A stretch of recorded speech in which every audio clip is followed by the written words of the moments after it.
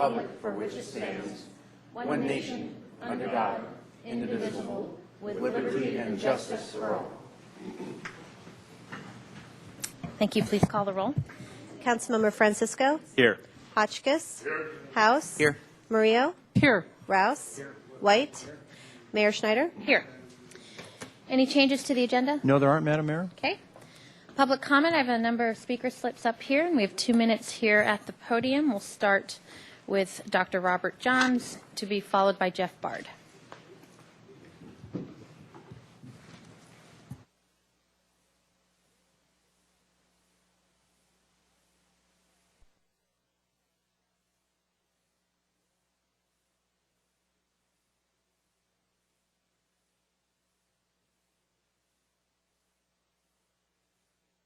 Good afternoon, City Council persons. Today is Martin Luther King's birthday. We celebrate it next week. I'd like to make note of that. Also, I'm in favor of the. I'm not in favor of the giveaway of Las Positas Park. I'd like to make that noted.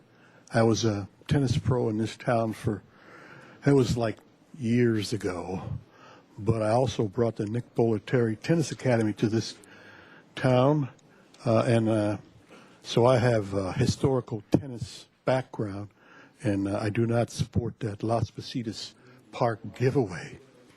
So, so now on my program for at-risk youth, the program itself must use motivation techniques and perseverance. You see, there are deleterious factors that decrease motivation, that decrease perseverance.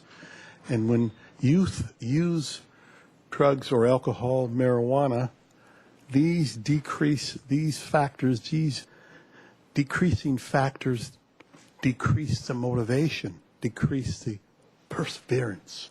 So on a daily basis, we need to work with, and the traditional system really spews out, data, information, curriculum. But the program for at-risk youth works on motivation. You have to work on the motivation. And historically, the old techniques still work, and that's using. You lay around the house, the home, magazines, books, and children pick them up, and they begin to read. Thank you, board members. Jeff Bard will be followed by Don McNewland. Madam Mayor and members of council, I'm here in capacity of a community health activist with an organizational effort that's entitled Alliance to Teach Everywhere About Community Health, and it has a couple of sub-projects, one of which is Action versus Influenza.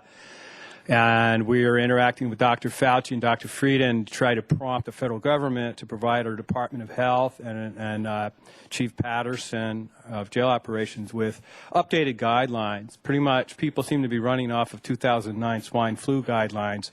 And what we have now is actually an H3N2 with also some pockets, about 20% is influenza B. And most people are not H3N2 experienced or immune, so it has a potential lethality, especially for older people, children, and pregnant women. And I'm glad we're in Santa Barbara because I can say el gripe es muy peligroso, particularmente por las mujeres embarazadas y los niños y gentes viejos. Entonces, yo creo que la vacuna es una buena cosa. I can't emphasize enough. I've looked into it. The flu vaccine is pretty much harmless. I have scoured the web. There are no credible reports of significant problems with the flu vaccine. There are a couple of people I think are off their meds who are going around trying to convince you that the flu vaccine is a federal plot and don't take it, you'll get some horrible disease. That's not true. You might get a mild pseudo-flu for a day. It happened to me from the Novartis vaccine. If you're scared of needles, there's an ultra-thin. There's also a flu mist that you can take up until the age of 48. The more people get vaccinated, the less people are going to end up in the hospital, and the less, well, suffice it to say, it's very important to get that vaccine. Thank you. Thank you. Don McNewland, to be followed by Catherine Ann Smith. Thank you. My name's Don McNevin. I'm here to talk about police response because I had an interesting one on Thursday down there on Milpas.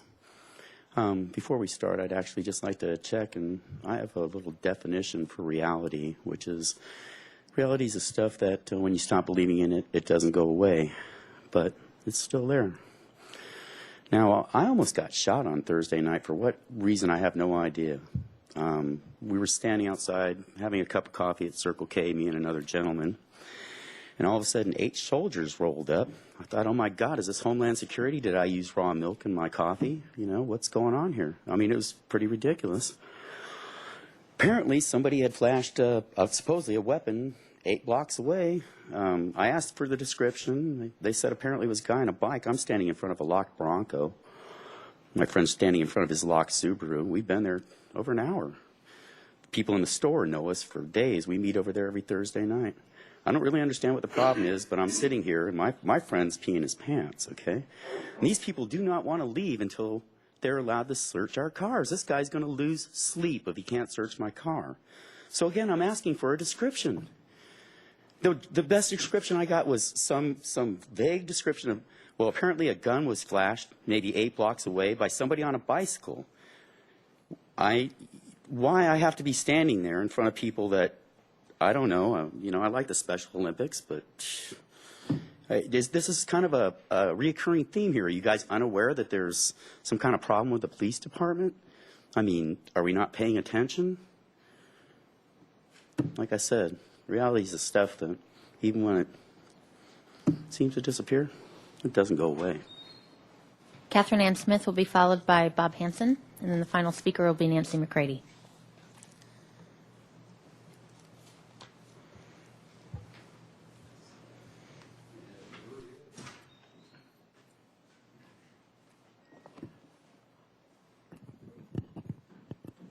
Mayor Schneider and members of the Santa Barbara City Council, Martin Luther King was one of the greatest Americans in our history. I'm devastated by the suicide of Aaron Swartz. We are all Aaron Swartz now, says Lawrence Lessig of Ruth Strikers. If you don't know what I'm talking about, you will. He was 26. He was persecuted by a district attorney, and his parents have declared that he was a victim of legal abuse. His death will awaken our society to the reality of legal abuse syndrome, and I am Santa Barbara's poster child. I've been persecuted by the DA for 17 years, thrown off the school board ballot twice, 2 sets of restraining orders. I mean, the list goes on, but I'm still standing. Last Friday, the day that Aaron Swartz killed himself, I was found mentally incompetent to stand trial. The judge had to contort himself quite a bit to come to that ruling, but I'm bringing in the big guns. Oh, I better not say that. I hope you don't take that as a terrorist threat. I'm bringing in 12 different doctors, lawyers, advocates to my defense, and I hope that you will be there on Friday, January 25th, when we overturn the mentally incompetent to stand trial verdict. I am giving you a competent to stand trial bench guide so you can understand the procedures. And I'm letting you know that I have in this file a notice of auction postponement. My house was never supposed to be sold. It was fraud. And the district attorneys in our town are part of the corporations stealing people's homes. They don't want that to come out. So the judge found me mentally incompetent, and he said right then and there, so I'm going to dismiss the 2 misdemeanors against you. The second misdemeanor is the one where I had a little episode here. I hope you will understand. I have a right to my disabilities, You need to wind up, please.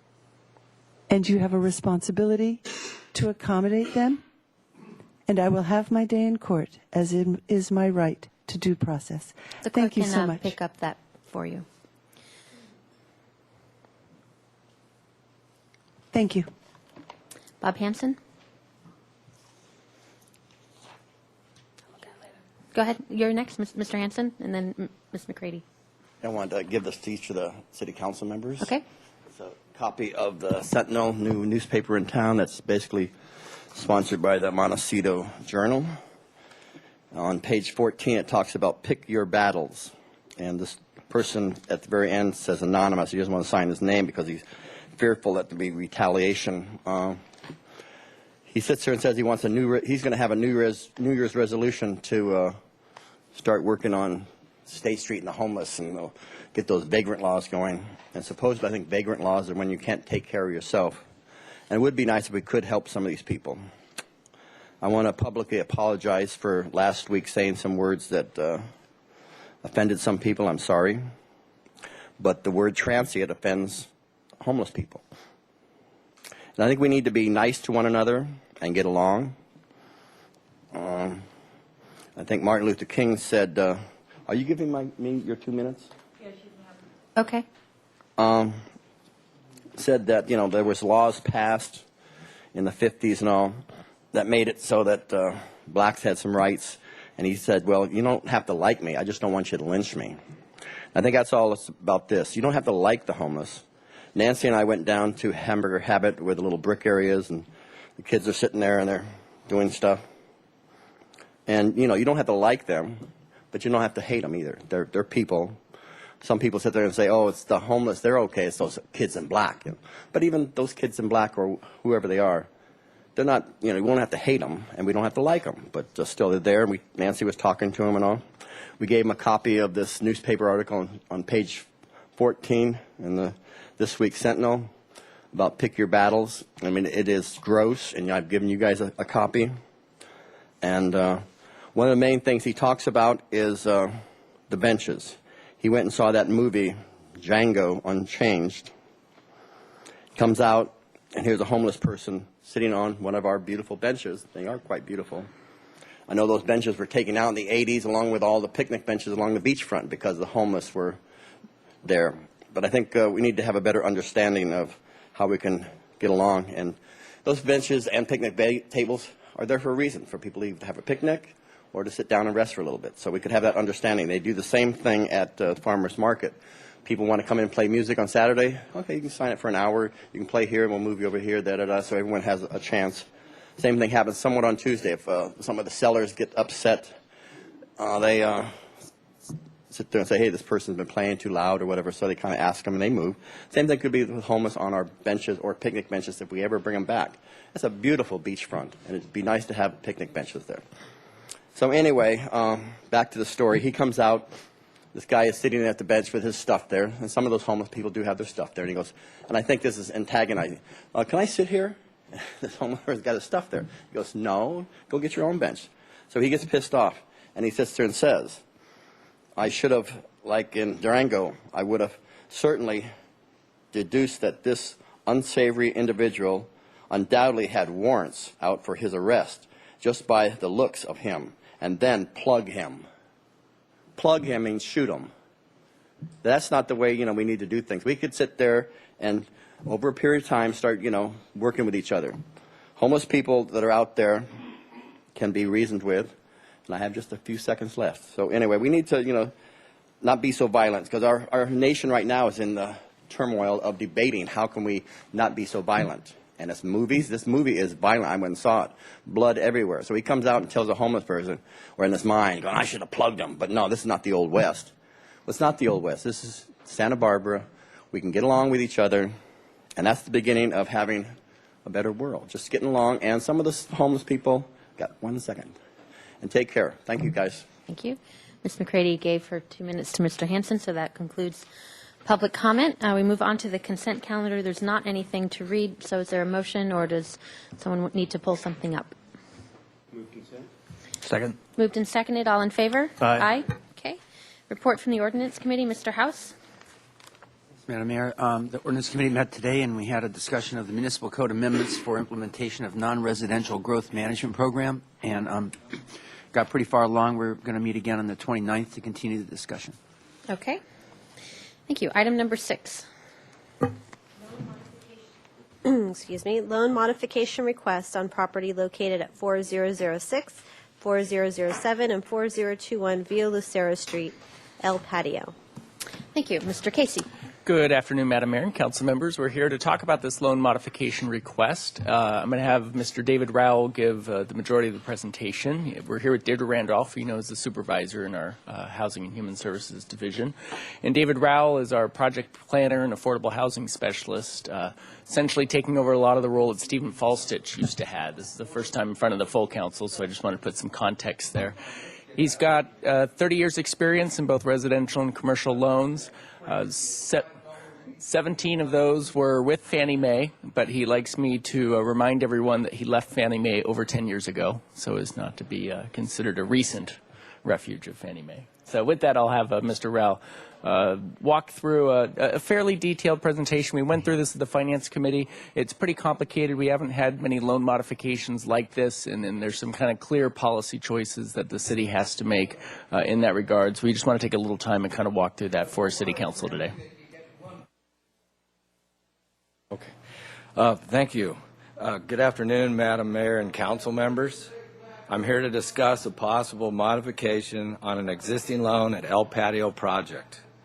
This affordable housing complex consists of 113 low-income units, of which 48 units are senior units and 65 are family units. The El Patio project is extremely well maintained and has always been in full compliance with the city's affordability and reporting requirements. In 1994, the redevelopment agency, using housing set-aside funds, and the city, using socioeconomic mitigation program funds, provided El Patio Community Housing Partners a loan for the development of 113 rental housing units in the original amount of $3,350,000 with a simple interest rate of 4.5%. Repayment of the city loan was based on the residual receipts calculation method. This repayment method is one in which the borrower pays the city back with surplus cash flow that exists after the funding of allowed reserves, paying debt service on superior financing, and paying reasonable operating expenses. The city loan and the city's affordable covenant have concurrent 30-year terms with expiration dates of 2024. In 1996, additional financing was secured for construction, and the city loan was made subordinate to a $2,075,000 loan, a $3.5 million loan, and a long-term loan in the amount of $795,000.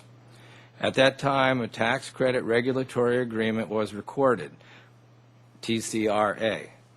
Both the city's covenant and the TCRA required that the 113 rental units be maintained as affordable rental dwelling units for low-income households. The TCRA, however, had a 55-year affordable term expiring in the year 2051, and the city's covenant had a 30-year term expiring in the year 2024.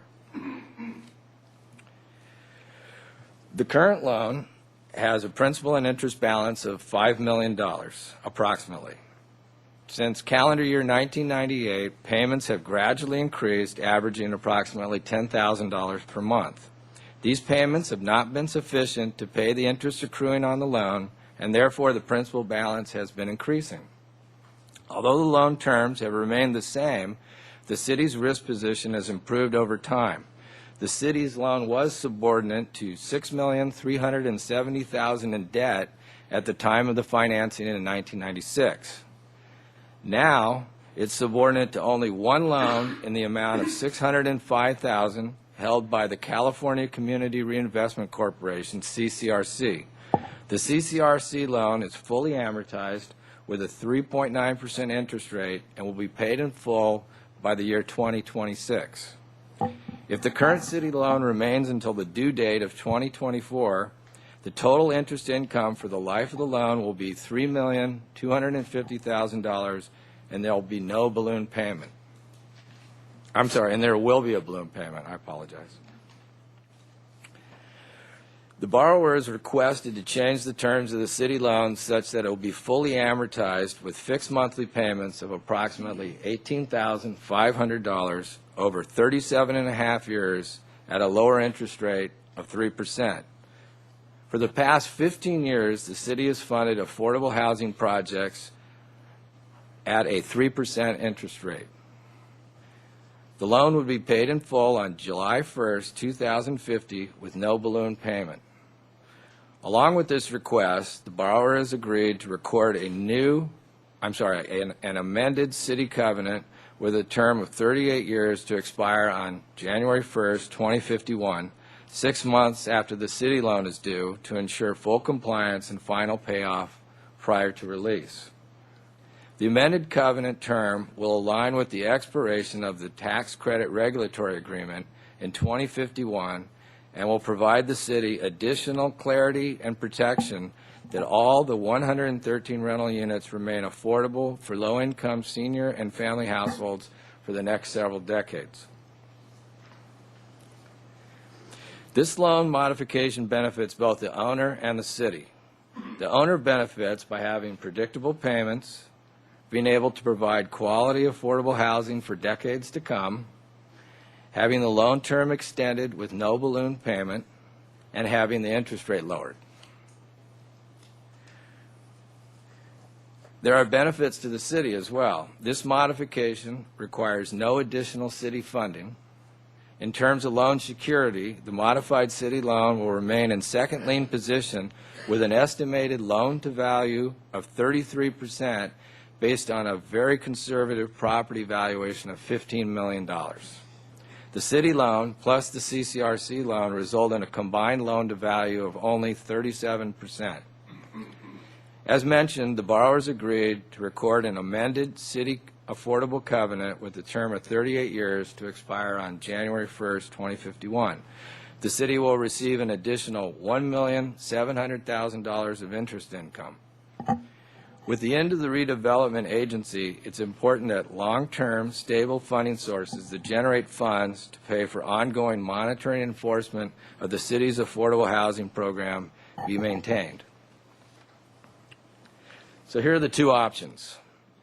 If council declines to approve the loan modification as requested, the borrower will most likely seek new financing from a private lender and will pay off the outstanding balance of the city loan, totaling approximately $5 million.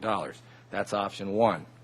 If alternatively the council approves the loan modification, option two, as requested, the city will receive fixed monthly payments in the approximate amount of $18,500 secured by a deed of trust on the property. The city will earn an additional interest income of $1,700,000, the difference between the total interest earned from the current loan, if held to maturity, versus the modified loan. Additionally, the city will have the opportunity to extend the affordable covenant another 27 years. Staff is recommending the loan modification option because it provides guaranteed increased fixed monthly payments to the city over the term of the loan. It is a high-quality investment with a competitive rate of return. It extends the affordability covenant, and lending at 3% interest rate has been our standard practice on all affordable projects for the past 15 years. It is important that the city retain long-term stable funding that supports the necessary compliance and enforcement of the city's affordable housing program. The recommendations before you are: approve a restatement of the 1994 loan agreement, approve a restatement of the deed of trust to secure the restated loan, approve a new affordable housing covenant with an extended term, and authorize execution of the agreements. This concludes my presentation. I'm happy to answer any questions you might have. Thank you. So, Are there Madam any Mayor, speaker slips also? I don't. No. Okay. Yeah, Mr. Wagner is here in the front row, who's the the applicant holding, if you have any questions for him.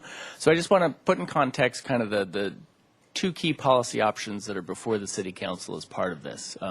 We're recommending the loan modification as we talked about. And I just real briefly want to tell you why we landed on that position initially. The request came from Mr. Wagner about 6 months or so ago, and if you recall, we were in the middle of the dissolution of the redevelopment agency at that point, and there was still legislation circulating in Sacramento about what that was going to be done. And when it came to the option of, he might refinance and pay off the $5 million to the city, or we could modify the loan at something similar to what he is being proposed in the private sector, my reaction was, I don't want cash on the books. And I didn't want cash on the books for two reasons. One, I didn't want cash on the books because I didn't know what Sacramento was going to do with our affordable housing fund. And I didn't want to get a big chunk of $5 million that somehow they find a way to sweep up and take to Sacramento and we lose that. And so 6 months ago, that was a very big concern of mine. We also now have a real pressing need to come up with a steady income stream to fund our ongoing monitoring of our affordable housing stock. And I think that's really critical. We have a good track record of affordable housing, but it's only as good as our annual monitoring and compliance is, and we've seen other jurisdictions kind of struggle with that at times. I think we've got a good system in place, but it is labor intensive to do that, and we need to be able to support that to kind of maintain the integrity. And so at that time, we decided to go with the loan modification and have that approach. So that's still our recommendation to you today. But an option clearly is not to go forward with the loan modification and instead take the lump sum payment that we would expect the owner of the property to probably pursue private financing. And then we would have to kind of corner that $5 million, invest it ourselves, and generate income from that $5 million to take that income and pay for our ongoing monitoring and maintenance. We think in today's environment, if we invested in LAIF, which is at less than 1% of interest, we'd probably have to draw down on principal to pay for our ongoing monitoring and maintenance. Over time, if interest rates increase, then it's a different story. And so one of the discussions I think we're going to have today is what is the interest rate climate going out in the future? And if we knew exactly what the interest rate climate was going to be 15, 20, 25, and 30 years from now, we can come up with a real simple spreadsheet and tell you what the better deal is. We don't know that, so it really is kind of a judgment call, and so that's why we're here to you. But I just kind of wanted to frame kind of those two distinct choices you have. And we can talk about more about why we chose 3% and why the 38 years, and is there anything else to talk about that? We can certainly get into that in more detail as well if you'd like. Quick question, then some lights are on. The funding coming in, now that we don't have an RDA budget, where does the money go? Are we looking to put a new budget category together? How restrictive is it? I guess any given Tuesday that could change. Thank you, Madam Mayor. That, we are setting up a general fund affordable housing budget program to maintain all the assets and income that comes from our affordable housing program. So I'm pretty confident that this and future City Council is going to respect this is affordable housing money and that such. What to be honest, am a little concerned in future years is that we're going to be sitting on a pretty large chunk of money if we take the $5 million now. And there'll be pressure from a really good future opportunity to build new affordable housing to take that cash sitting on hand and invest it in new construction.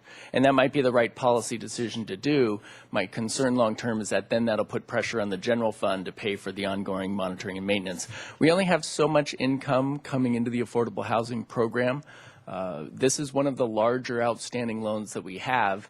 The other loans that we have that are often at 3% are oftentimes deferred. And so really we're not collecting any monthly interest income. We're deferring all that, and there'll be a big balloon payment at some point, and there'll be pressure on us to turn that into a grant or, just remodify the loan for another 30 years of deferred interest and that such. And so this is one of the real money makers we got on the books, and so it's an important asset for us to manage. I think we do have options. I don't want to say there's only one clear answer. I don't think that's the case. I think we do have options. But for those reasons, we kind of settled on liking the reliability of the modified loan approach as opposed to taking a lump sum payment.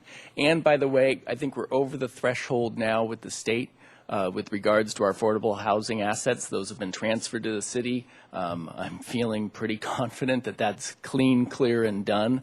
And so as of today, I don't have as big a concern about getting $5 million on the books and having it swept up in the state as part of the RDA dissolution process.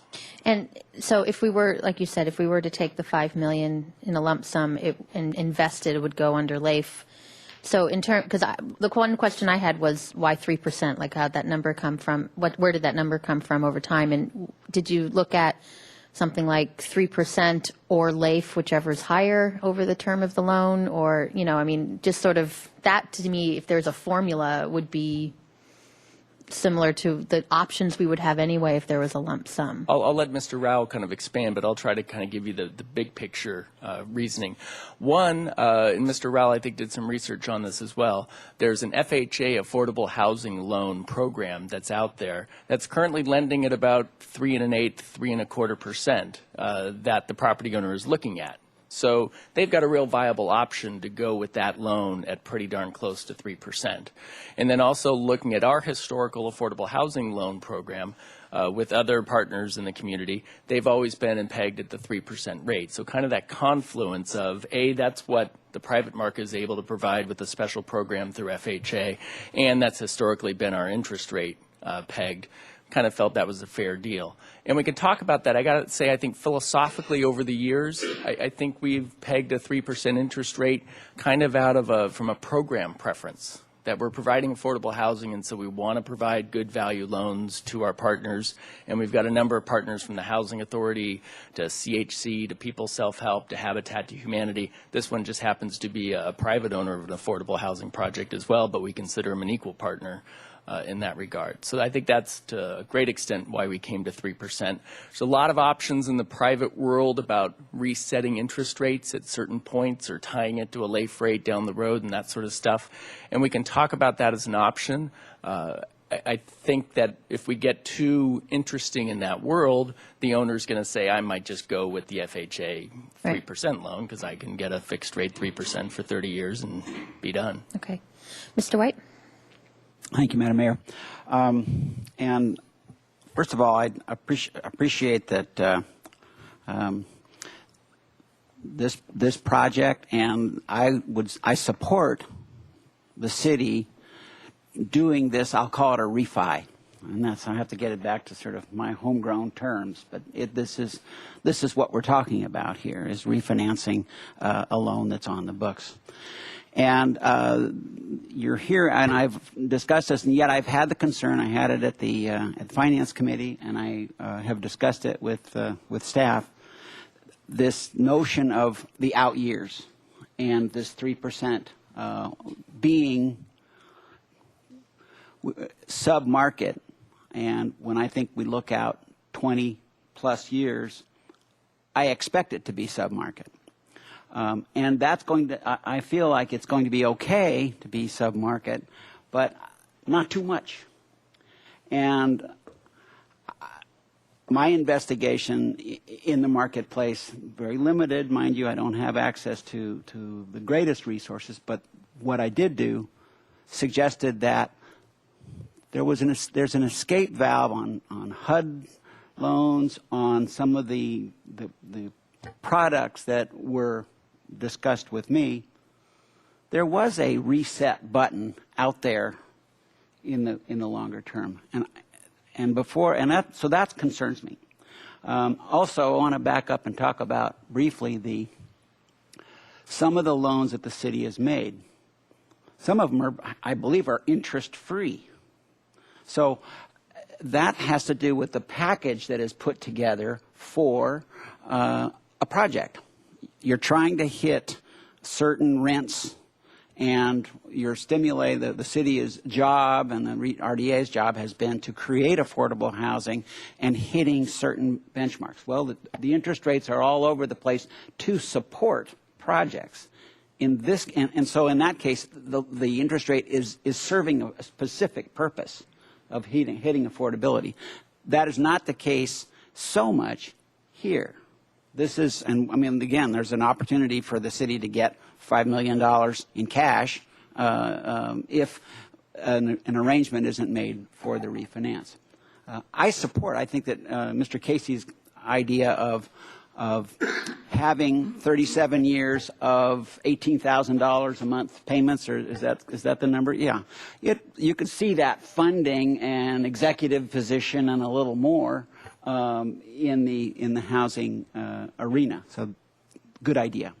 I just would like to see confirmation that in that second, let's say the later 17 years out of the 37, that the city is not ending up in a kind of interest rates are at 6.5% and the city is getting 3 kind of situation. So I would ask that what I would like to see is staff come back to us with what is the marketplace delivering to the city, or delivering these days in the way of products. So what are we competing with? And I want us to be a little better, a little more attractive to Mr. Wagner than the other products. I want this deal to happen and to be more attractive.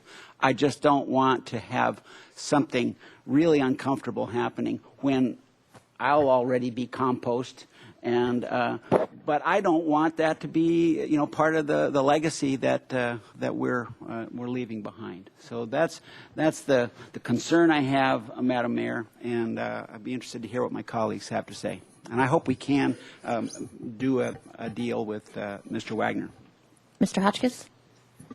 Thank you, Madam Mayor. To follow up on that, can this be tied to LIBOR one way or the other so there is fluctuation and we don't get ourselves in an embarrassing position down the line? Madam Mayor and Councilmember Hotchkiss and Councilmember White, maybe Mr. Rao will follow up on me a little bit. There are lots of different ways of structuring loans. And so, yes, you can structure a loan that way. I think Mr. Rao did a little research that we think that the applicant here does have a viable option of doing a 3% fixed, and I believe it's for a 30-year time period. And so that might be one of the distinguishing things here that maybe we want to talk about, is we went ahead and I think extended it to 38 because it kind of tied up with the affordability covenant expirations and stuff and seemed clean at the time. But maybe one of the considerations to get at Mr. White's issue to be kind of more consistent, but maybe slightly better than what's available on the market. Maybe one of our options is to shorten the length of the loan down to a 30-year time period, which is comparable to what we think has a viable option. I'll let Mr. Rao kind of expand on that briefly. Madam Mayor, Councilmember Hotchkiss, I did some research, and there is a product. It's called FHA 223H, and it's geared for multifamily projects with loan amounts from $3 million to $500 million. And the product itself is an interest rate of 3.25%, and it's fixed for 35 to 40 years. So the theme there is it is an affordable loan, and that's what they're trying to do. You're right, Councilman White, in that there's a lot of other products out there with higher interest rates, typically 4.25%, 4.5%. But the FHA 223H program is 3.25% today for a 35 to 40-year fixed rate product.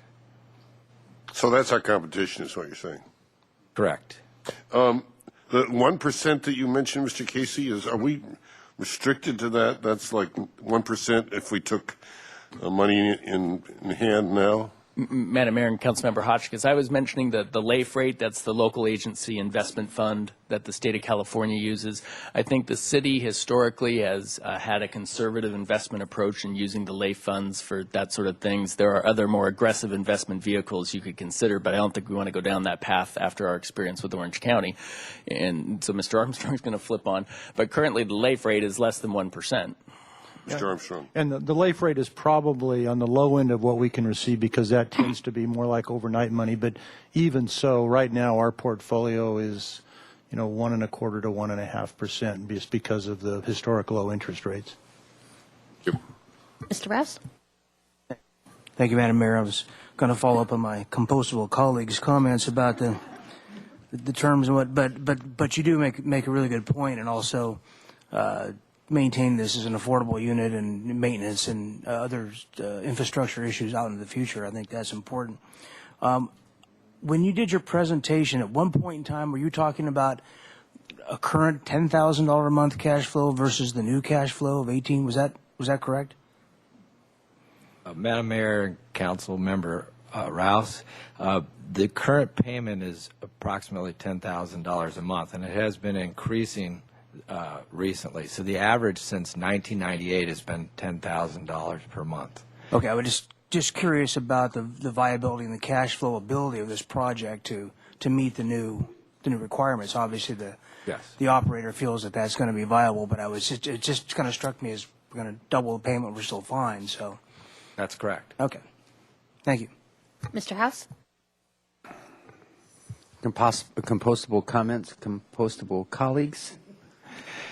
That's interesting. I was reading in the staff report. It says the El Patio project is extremely well maintained and has always been in full compliance with the city's affordability and reporting requirements. That's meaningful to me. I'll be 100 in March of 1951, and if you keep this up, I might be a resident. It would be just really good to know that you've kept up your end of the bargain. And I do want to say that. You know, when we're looking at this, I follow Mr. Casey's rationale in bringing this to us. I appreciate the choice. Is it Rao? I want to be sure I get it. Yes, Mr. Rao, in your presentation, what I'm receiving the refi, if you will, as effectively establishing an endowment for the maintenance of our properties. I mean, in that sense, we will have this income coming in. We wouldn't be as effectively touching the principal like we might if we had a one-term lump sum, and we'd kind of protect ourselves from those temptations, and we would have the benefit of an ongoing source of revenue. I like that rationale. I think that's kind of sort of has that wisdom that I occasionally feel like we do here. So I think that I want to really appreciate the owner in bringing this to us as a very responsible thing to do, both for the project itself and really for the long-term vision of maintaining quality, affordable housing for our community. And secondly, I want to say that the 3%, I like the proposal that everybody seems to be grasping, this idea of being consistent with the market but better. And I'm a little worried about if we were to adopt some shorter time frame, you know, like the 30-year versus the longer, because I think there's a cash flow implication for the project itself. You know, we really need to be mindful of that. We want this to be viable. We don't want to see them getting into a situation at some point. And we have done zero interest. We've done loans that have been forgiven. We've done all sorts of things. In this case, we will find a stable balance that provides us with revenue and the resource, both. So I definitely support this. I support staff's what we have here in the 4 points, and there may be others that want to comment, but maybe I could take the initiative and make a motion to support the staff recommendation A, B, C, and D for this modification of the loan. Is there a second? Okay. Mr. White? Thank you, Madam Mayor. One comment that Mr. House, I thought I heard him make was that that this would not be rating principal. Is that what you said? Yes. And this would be rating principal. This would be spending down the principal during the life of the loan. Oh, I suppose you're right. Yes, it'd be amortizing. Yes. That's right. Right. So Thank you. it would be consuming the money. Get both the monthly payment and the $5 million at the It's end. it's the sewing machine mechanic versus the real estate wise investor person. But yes, you're right. All right. Exactly. That's one. And then secondly, I don't know whether Mr. Casey had discussed the 30-year amortization with Mr. Wagner. That had happened, and is that an acceptable option? Madam Mayor, Council Member White, we did have a discussion regarding the possibility of shortening the term to 30 years, and that would be an acceptable alternative if that's what Council decides. It would the payments would remain the same at $18,500 per month, and then. There'd be a small balloon at the end of $1 million. It's approximately between $1.3 and $1.4 million. Okay. Well, Madam Mayor, thank you. Madam Mayor, I would suggest that that's a better deal, and that I would ask my colleague who made the motion to reconsider that. I think that particularly if it's acceptable to Mr. Wagner, that's improves the terms, in my opinion, and I think in most people's opinion, and yet it's still acceptable to Mr. Wagner. And I really appreciate that the business that this city has done with Mr. Wagner. Obviously, the projects have been hugely successful, are hugely successful every day, and not only in the creation, but in the management day by day. So I'd ask that you reconsider that, please. How does that relate to the affordability covenant? Is it also shortened, or do you have the other affordability covenant anyway that's going to 2051 or 2050? Madam Mayor, the affordability covenant would be the same term as the loan. So if you take 30 years and add it to 2024, that would be, or I'm sorry, wait. We could, I apologize, we could actually extend the affordability covenant to be at the same expiration date as the TCRA, which is 2051. Because I think that consistency is important, and I wouldn't want what seems like a better deal for the loan also then have an unintended consequence of reducing the time period for the affordability component of it. But it sounds like that won't be the case if we do what Mr. White suggests. So, Mr. White, you're suggesting the terms then still stay at 3%, but only for 30 years with whatever is left as a balloon payment at the end of 30 years. Mr. House? Madam Mayor, I really appreciate my colleagues inquiring into that, and we're hearing from staff that that's something that they feel could be done, and I appreciate your concern about making sure the affordability covenant is continued to the full duration.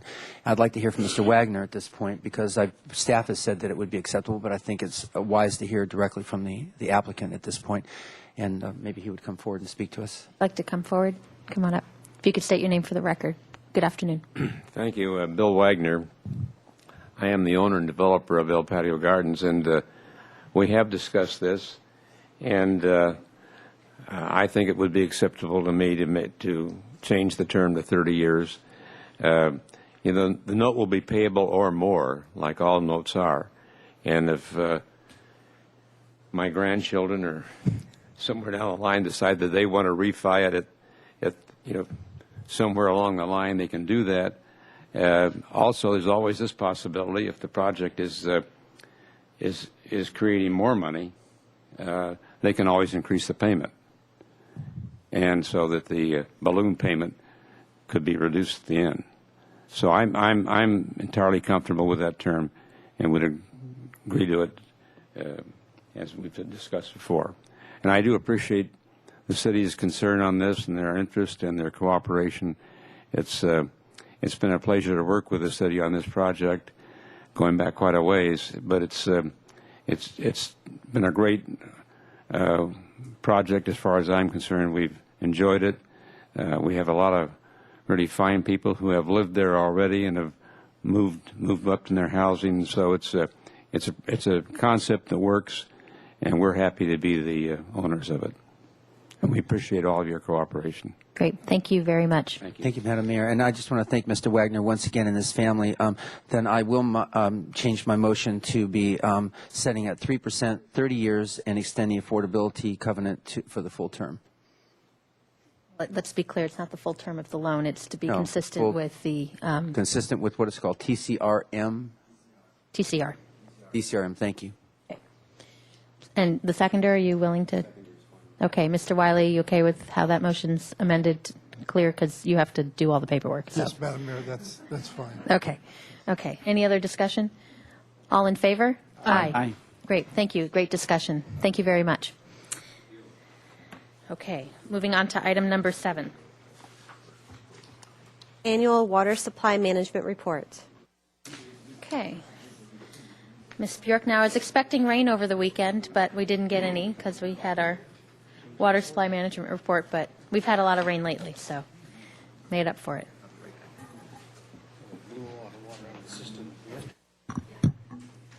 Good afternoon, Madam Mayor, members of council. I'm Rebecca Bjork. I'm the Water Resources Manager, and I have with me today our new water supply analyst, Kelly Dyer. And we're here happy to present to you the water management report for water year 2012. It's always a little bit of a look back. The purpose of this report is twofold.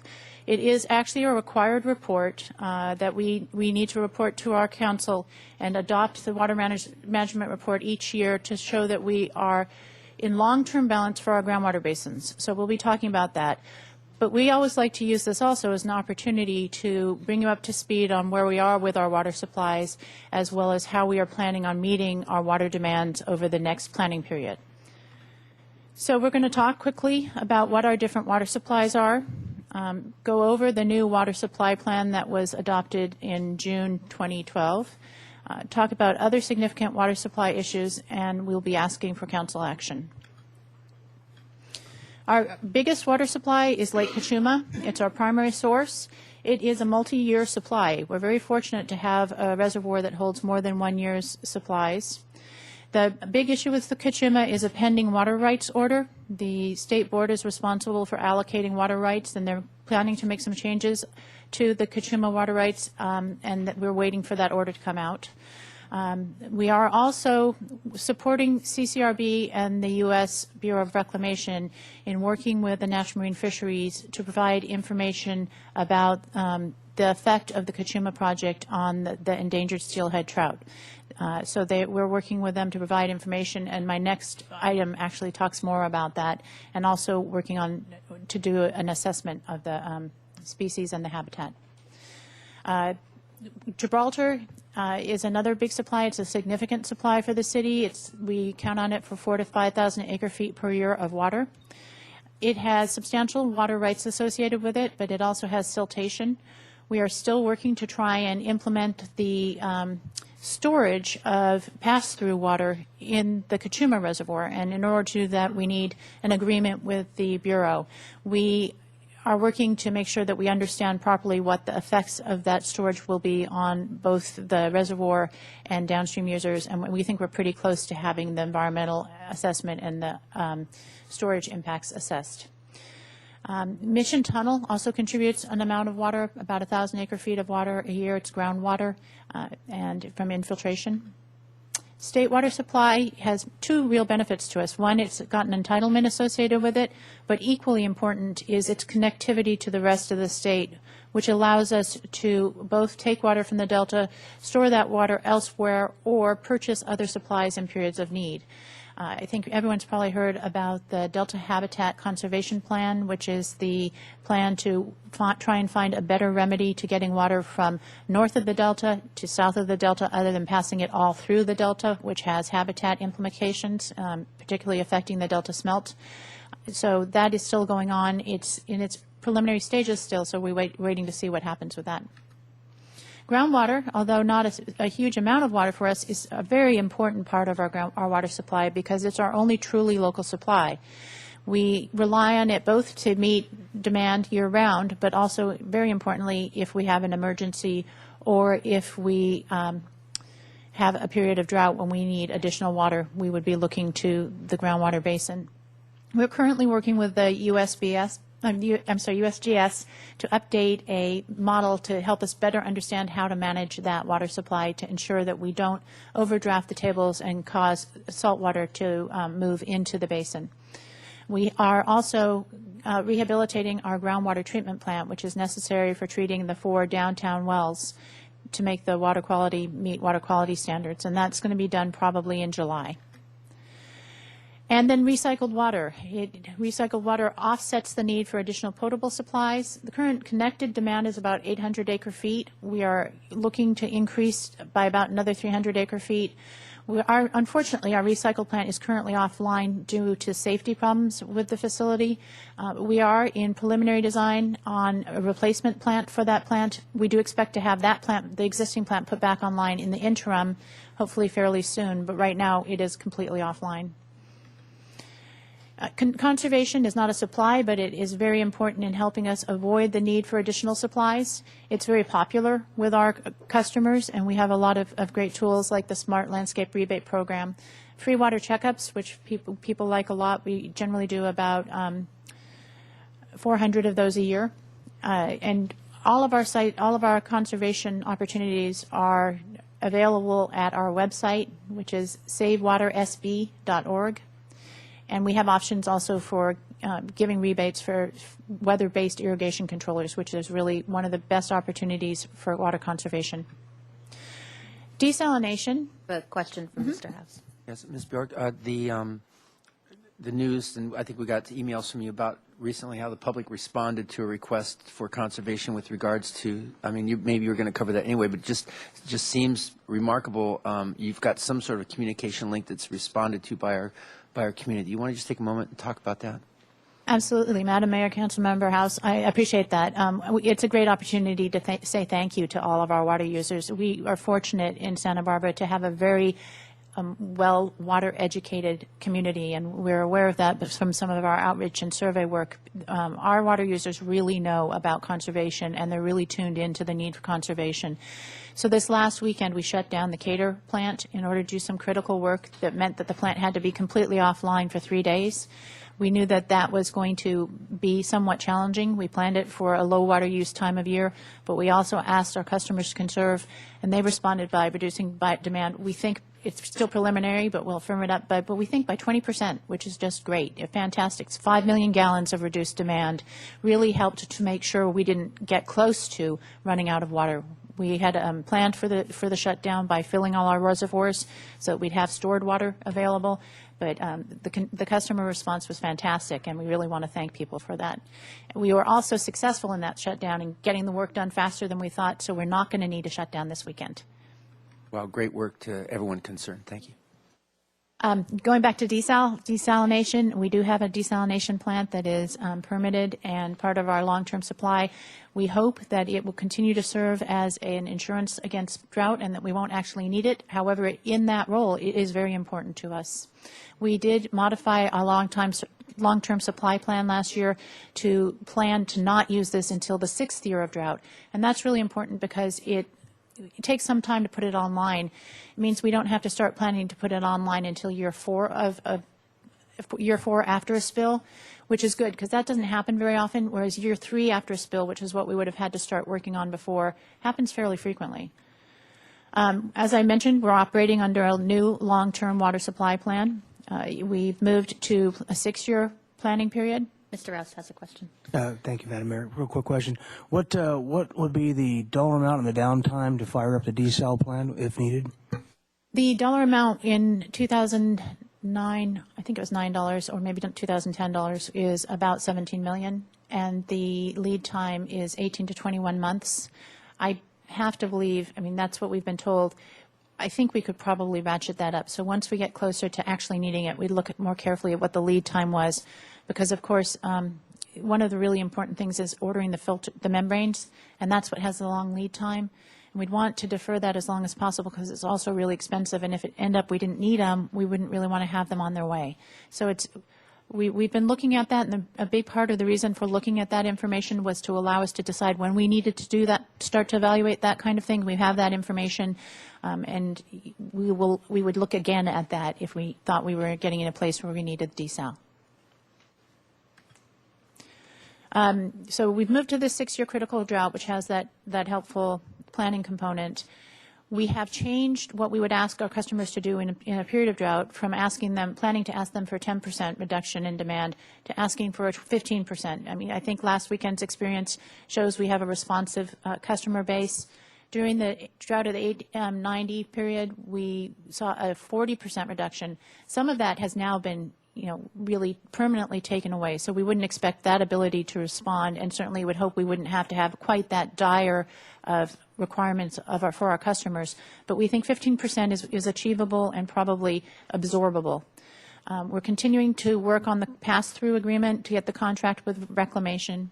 We have pursued water banking, and we have about 1,500 acre-feet of water stored in a couple of banks elsewhere in the state that is available if we need it to augment supplies. And we are continuing to work to decrease demand through conservation and by increasing the number of recycled water customers. This chart shows our total system production. These are totals on a moving average. And I want to point out a couple of things. This is our demand, and you can see it fluctuates. This is sort of what our planned demand is. We finished out the last water year, September 30th, at 14,096 acre-feet of production.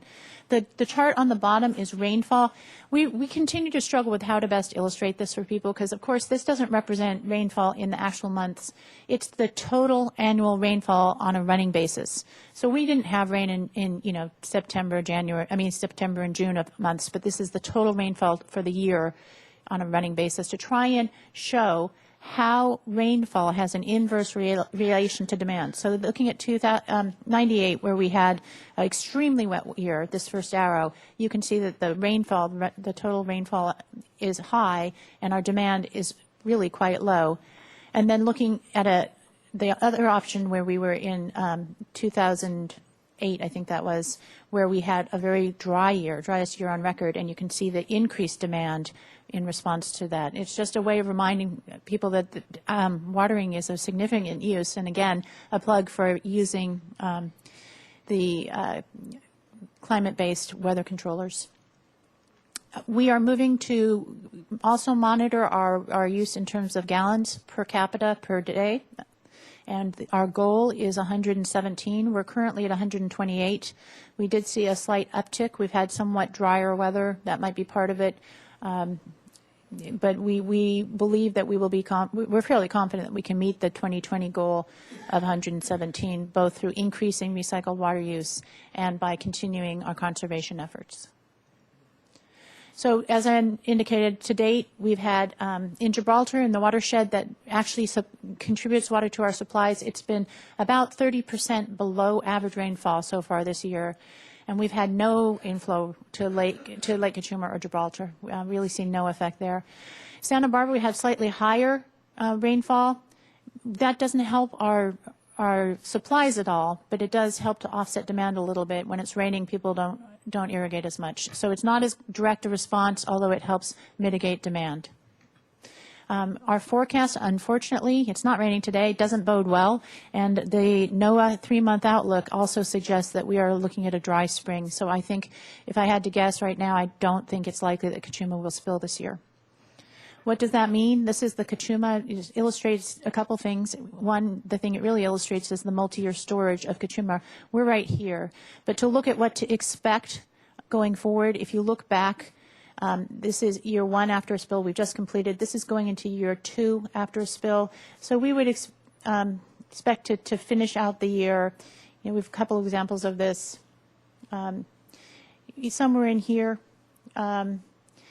So we've got a good year. If we go then another year without a spill, we'd expect to finish out the 3rd year after a spill at about 100,000 acre-feet. That is important because at 100,000 acre-feet, we've agreed as member units of the Cachuma project to take a voluntary reduction in deliveries of 20%. So we would draw back our demand at that point in order that we can preserve and carry forward water in the project in case the drought continues.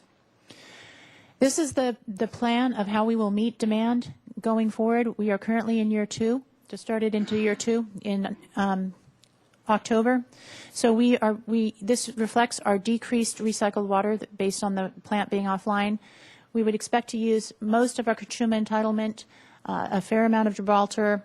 This state water is water that we are obligated to take as part of an exchange agreement. We try and minimize that when we have adequate other supplies because it's got a higher variable cost.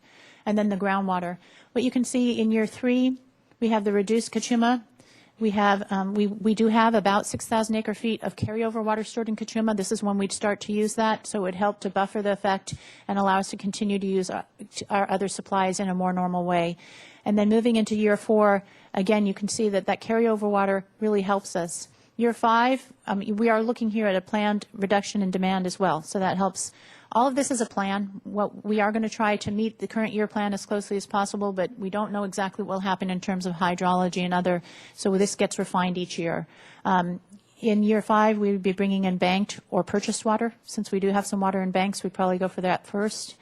And year 5 and year 6, we'd both be relying more heavily on our groundwater basins, which we can do for a short period of time. I do want to highlight that this 6th year, whereas the rest of these are based on the worst climatological period of record, which was in the early 1950s. They represent actual hydrologic conditions. The 6th year is just an average of the 5 prior years. So it's, for planning purposes, we've just assumed that it was an average of those 5 prior years. Mr. House? Ms. Bjork, I don't see the desalinated water in the 6th year. I thought that our plan was that in the 6th year that would come online as well, and I don't know quite what proportion that would be able to provide in the case that it were to be brought on. Madam Mayor, Councilmember House, as I indicated, the long-term supply plan moved to try and avoid using desal until the 6th year. I want to highlight these carryover numbers we have right here. This is water that we have currently saved. We can't project that in the long-term supply plan, so this reflects our actual applied plan as of right now. The long-term supply plan is looking over the 20-year horizon and doesn't assume those carryover numbers. So really having this carryover for this planning horizon really helps to defer the need to either start using our groundwater more sooner or purchasing water. Quite honestly, I think we would look before we even planned to use desal, although we might show it in a plan, we would certainly be looking for other options ahead of that because of the cost. Although in year 4, we'd begin the process of bringing the desal plant online. In year 5, we'd probably have those membranes here and be prepared. And then if it were to go to year 6, I guess what I'm looking for is proportionally, if we did get in that situation, how much would that be helpful? I think this is the really nice thing about sort of having an adaptive management plan is that given this current, although our long-term supply plan doesn't make assumptions about having carryover, we've used the adaptive management portion to say in our current planning horizon, we don't think we need desal for year 6. So unless something changes in here, we wouldn't be coming back in year 4 under the current scenario. So there's a slight difference between the long-term supply plan, which is making long-term assumptions about supplies, and then the adaptive management plan of what we're actually looking at. So one of the really nice things about having this adaptive approach is that we can look at, well, where are we really as we enter year 2? Well, where we are really as we enter year 2 is having some water in storage and having some water banked. But we wouldn't know that for the long-term supply plan, and we couldn't count on those things. So there is a little disconnect between the long-term planning and the more immediate planning, if that makes sense. It does. The one question I have then, I want to get a scale. So say it went to year 7 or 8, like we had one of those kind of situations. Like how big would the bar be? What color might it be, and how big would it be? That's a really good question, and I don't know that I can answer it too well because we wouldn't know what was going on in Kachuma and Gibraltar necessarily. But we would, certainly if we get to here, regardless of the fact that we aren't planning on using it there, I think we'd be talking about it. I mean, we would be looking at, look, this is looking pretty bad. We've got almost no water left in Kachuma. We've got almost no water. Our experience is we would have been out of water in Gibraltar. So we would be talking there about what that looks like. So probably desal would definitely, we'd need to replace groundwater pretty quickly because we can't cause saltwater intrusion. State water, our experience is that our droughts haven't corresponded with statewide droughts, so we would hope that state water would be available. So we would probably be looking at a bar that, I don't know, the demand is 3,000, the plant capacity is 3,000 acre feet, so we'd be looking at a 3,000 acre foot desal component unless we decided to change the size of that plant. Okay, that's helpful right there. So, I mean, we remember, right, 6%. 5 and 6. Well, 6% was as low as it got, right, in Kachuma during that one drought that we had in the 90s, early 90s. It was. I don't know the percentage. But it was way down. We were having to pump it to get it into the tunnel because it was below the intakes. Right. And so at that point, so you're thinking that it would be, like you said, about 3,000 acre feet, or it could be more if at that point we decided to ramp it up. In the plan, it's currently 3,000 acre feet is the size of the plant in the plan. So if we wanted to do something different, it would require more. The facilities can go up to 10 million gallons a day. 3,000 acre feet is about roughly 3 million gallons a day. Thank you so much. I wanted to touch also on some significant projects that we're working on in the water system. I think we've talked a little bit about the Cater Advanced Treatment Project. That's the $20 million project to make sure we continue to remain in compliance with increasingly stringent drinking water rules. The Ortega groundwater treatment plant, I mentioned briefly, it replaces an old plant that treats the water from 4 downtown wells. Unfortunately, our downtown aquifer is a very good producer, but the water quality coming out of the ground isn't very palatable. So the treatment really helps with that. The Corporation Yard well is one of those wells. It has sanded, which means the casing has failed, so we're replacing that well. It will be hopefully very similar to the existing well and will be treated at the well treatment plant. We have our ongoing main replacement program. I did want to just speak briefly based on the fact we had a huge main break yesterday that you're probably aware of. We do try and replace mains in a way to prevent main breaks to the extent we can, but we are running about 80 breaks a year. They tend to happen more often on our older cast iron pipes.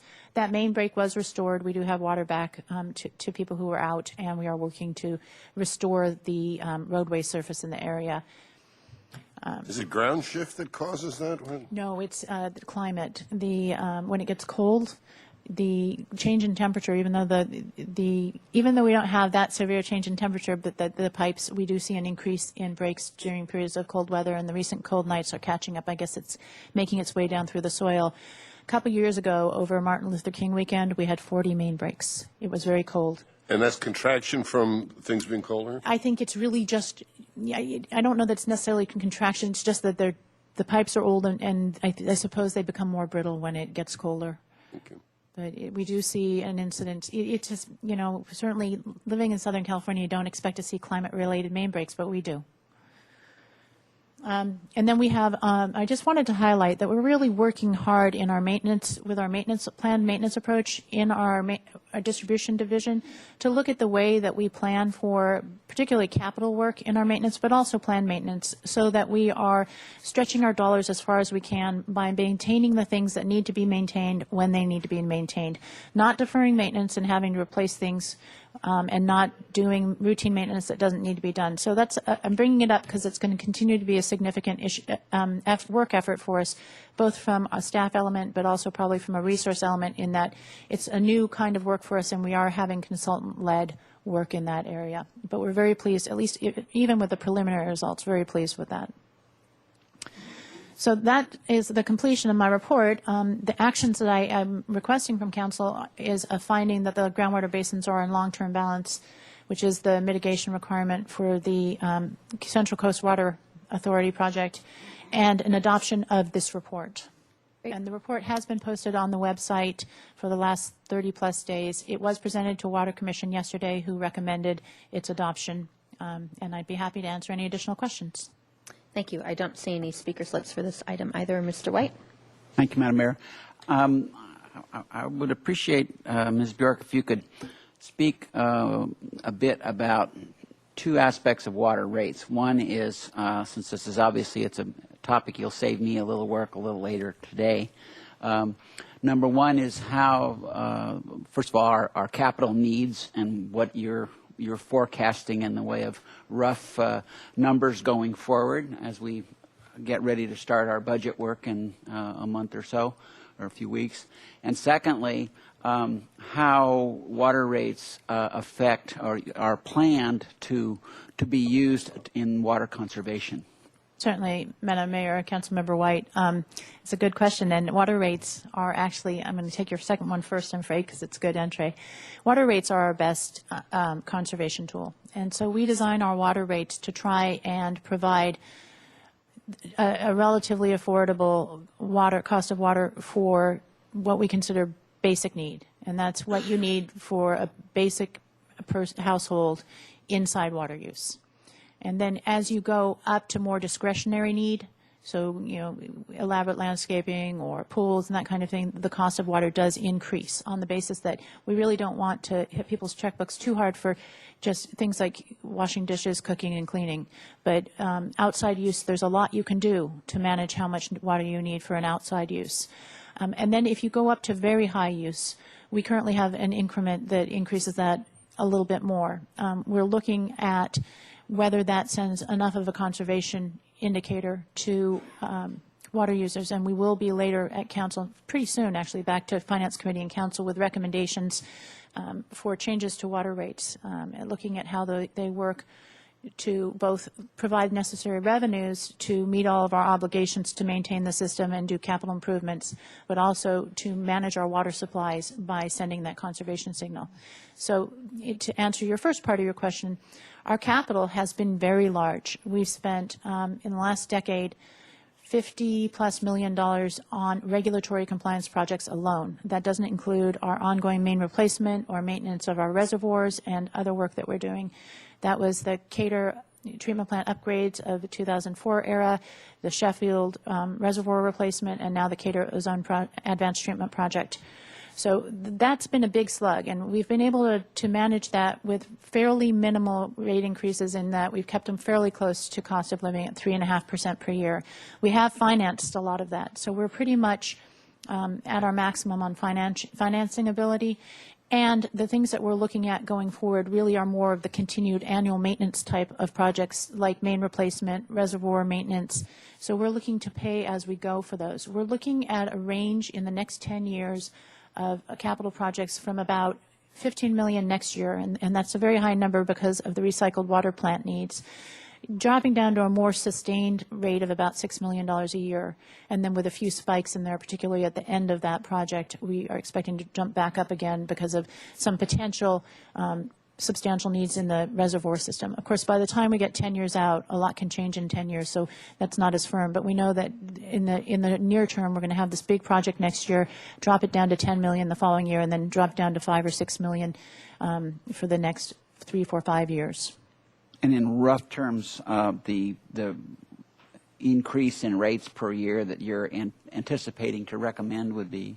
We don't have that formally, but in rough terms, I think we're looking from somewhere between 3.5% and 4.5% per year. Great. Thank you. Thank you, Madam Mayor. Ms. Murillo? Thank you, Madam Mayor. Thank you, Ms. Bjork, for the report. There are some references to steelhead trout in the management report, but nothing that's really in depth. And to me, it matters, our balance of water supply and restoration and protection of the endangered fish.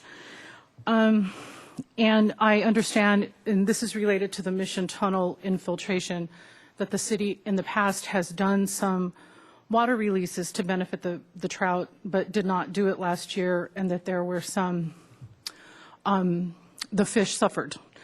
And so I think I have found a second person to make this a hearing at City Council.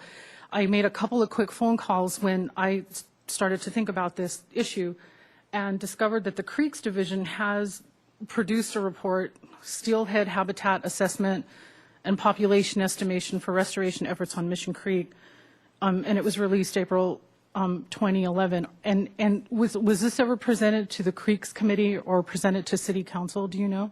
Or is that a question for Mr. Benson? I believe that's a question for Mr. Benson. Okay. And it's all about our creek and the fish and impediments and water flow, kind of what we're talking about here. It's specifically to the infiltration. So I think we owe the public a broader discussion about how the two needs compete. So, and that in a way projects, the next item is about what we do, how the city participates in water use at Kachuma and what the Kachuma project is doing with steelhead trout. And so I'll make comments at that time on that. But I think I have to decide whether I'm voting to approve the management report. I'm not sure that I approve of how some of the water was managed this year. So I have that decision to make in the next couple of minutes. What way, if you could elaborate? Perhaps that could be answered. That there had been water released into Mission Creek to benefit the fish over the years, and that in the year 2012 it wasn't done, and to the detriment of the fish. So, and just because the Mission Tunnel infiltration is discussed in here, so that answers your question. Thank you. Okay, Mr. House.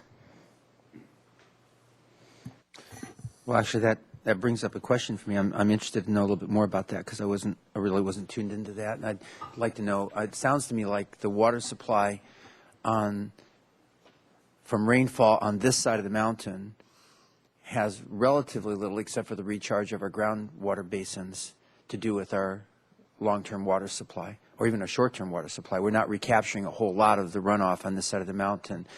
I guess I should ask that as a question. Are we capturing a lot of that runoff on this side of the mountain, and is that going into our water supply? Madam Mayor, Councilmember House, the water that falls on this side of the mountain does recharge our groundwater basins. So to the extent that it doesn't run to the ocean, and as you know, we're fairly flashy, but it is the basis of recharge for our groundwater. So water that's released into Mission Creek, perhaps for the benefit of steelhead trout or something, also has the added benefit of recharging our groundwater basin supply to some degree. It would depend on where it is released and what the condition of the basin is. Okay, got it.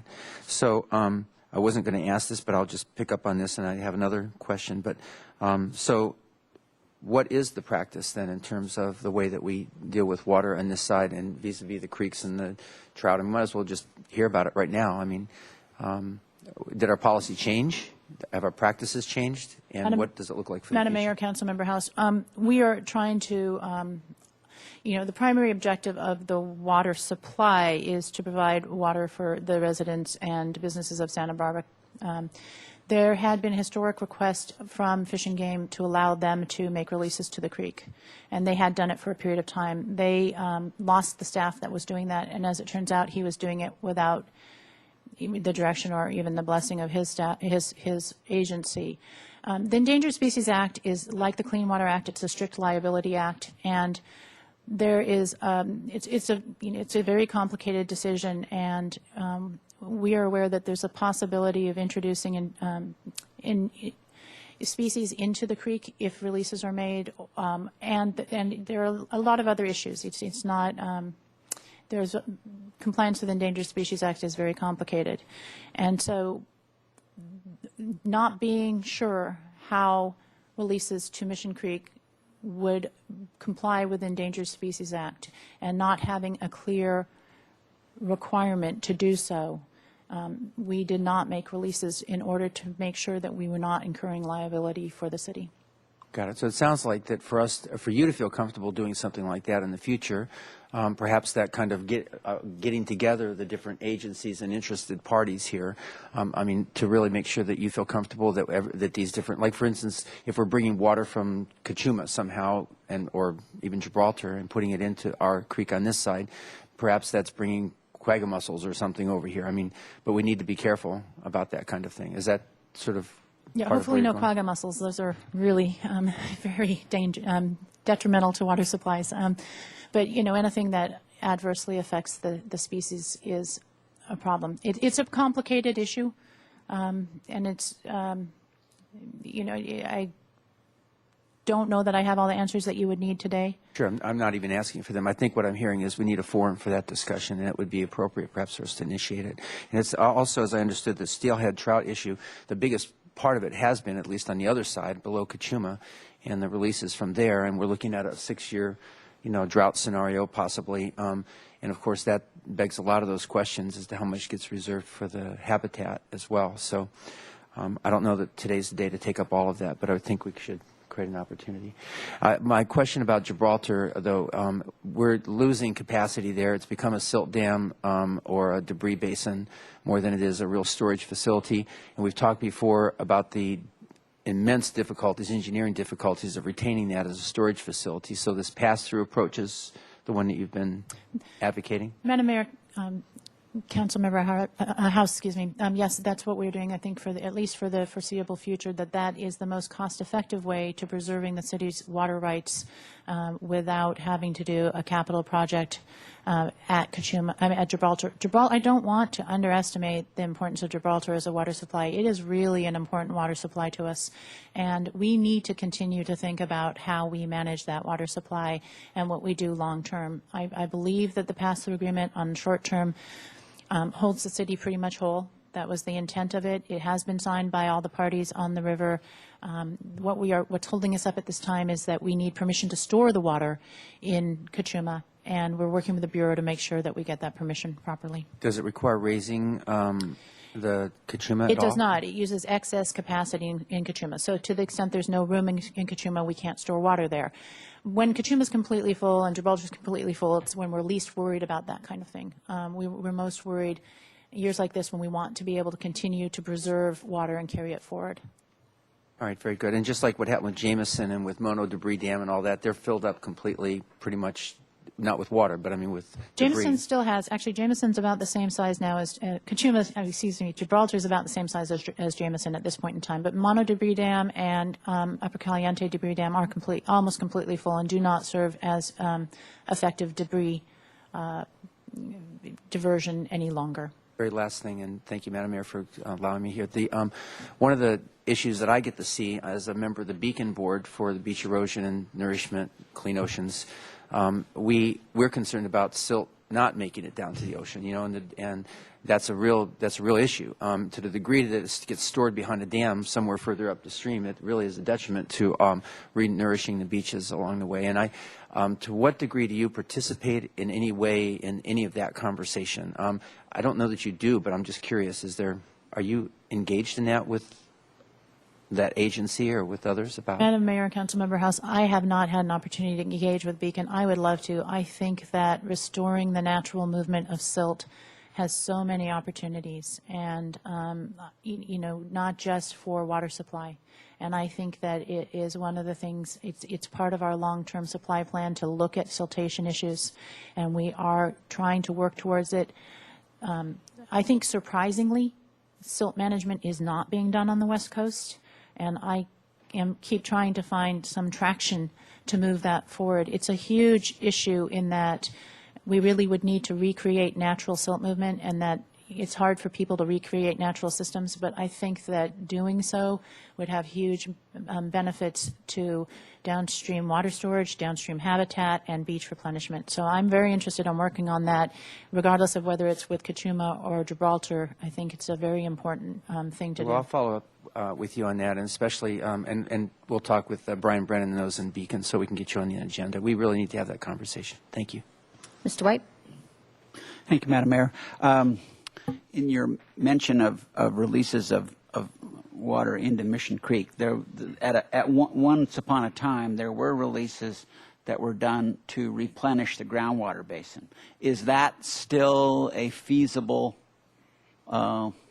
task or option? And I appreciate there are very specific windows when that can occur, but is that also stopped now because of this concern about the Endangered Species Act? And Madam Mayor, Councilmember White, it has stopped in part because of the concern about the Endangered Species Act, but it has also stopped because our groundwater basin, the downtown basin, which Mission Creek recharges, is full. Oh no, I appreciate that, but Right. but the concept is available. Absolutely, and we Okay. would call that conjunctive management. But again, it would trigger all of these ESA issues that need to be very carefully understood so that we don't inadvertently cause a problem. No, I appreciate that. Well, Madam Mayor, I would make a motion to approve and adopt the City of Santa Barbara Water Supply Management Report and find that the groundwater resources are in long-term balance. I second it. Okay. It sounds like there's some education needed about how water release and Endangered Species Act and strict liability and all that works. So if there's going to be a hearing about that, I think that will behoove the public and ourselves, and that will help in terms of policy decisions. But as I remember when the issue came up several months ago, it was sort of you're violating one policy or another depending on what happens, especially when you're working with Fish and Game or other federal agencies. So it was a tough, you don't want to risk something and then get a lawsuit based on violating the Endangered Species Act. So I understand that, but a good education opportunity, I guess, coming up. So with that, we have a motion and a second. All in favor? Aye. Any opposed? No. Okay, 6-1. Thank you. Moved on to item 8. Kachuma Conservation Release Board amended fiscal year 2013 budget. Turn myself off. Thank you, Madam Mayor. Again, I'm Rebecca Bjork, Water Resources Manager, and we're here today to ask for ratification of the Kachuma Conservation Release Board budget. And I have Ms. Kate Reese, who is the General Manager for CCRB, here to speak to this item, and I will ask her to speak in just a minute. But I just wanted to let you know that Kachuma Conservation Release Board is the agency that represents the Kachuma member units' water rights in the Kachuma project. It's the joint collaboration of Goleta, Santa Barbara, and Montecito. And Mr. Francisco is our member on that board, and I would invite him to participate if he would like to. But the CCRB is working on behalf of the Bureau of Reclamation to develop and provide environmental information for the National Marine Fisheries for them to use in their assessment of the effect of the Kachuma project on the habitat and continued existence of the steelhead trout. We have been working on this for some time, and I think CCRB has done an excellent job. I want to say that the effort's been sort of split between CCRB and the Kachuma Operations Maintenance Board. Kachuma Operations Maintenance Board does the actual implementation of the required actions to be in compliance with the biological opinion, and they've done a lot of really excellent projects, both required and beyond what's required, on removing barriers to steelhead trout, restoring habitat, and really trying to open up habitat opportunities for steelhead trout in the lower watershed. At this point in time, the Bureau has asked that CCRB accelerate the rate at which they complete the work for the biological assessment. And so in order to get the work done try and meet their concerns about the work, we do need to put additional resources to that effort. So the CCRB board has approved the budget that you see ahead of you today. In order for it to actually, under the JPA guidelines, it has to be ratified by each of the agencies. And I'd like to invite Ms. Reese to make a few comments. Thank you. Ms. Reese. Good afternoon, Madam Mayor, City Council members. I'm Kate Rees, the General Manager for Kachuma Conservation Release Board, so thank you for having me today. I was also the former manager for Kachuma Operation and Maintenance Board, and I retired from COM 18 months ago. And as Ms. Bjork mentioned, all of the implementation of the current biological opinion actions were reorganized so that they are now under COM, and those actions are continuing through the staff at COM. So I'm a single employee for CCRB, and my role is to continue working on the water rights issues as well as assisting the Bureau of Reclamation negotiate a new biological opinion for the Kachuma project. Just by way of background, the reason that we're having to go through this consultation, the existing biological opinion has been in place since the year 2000.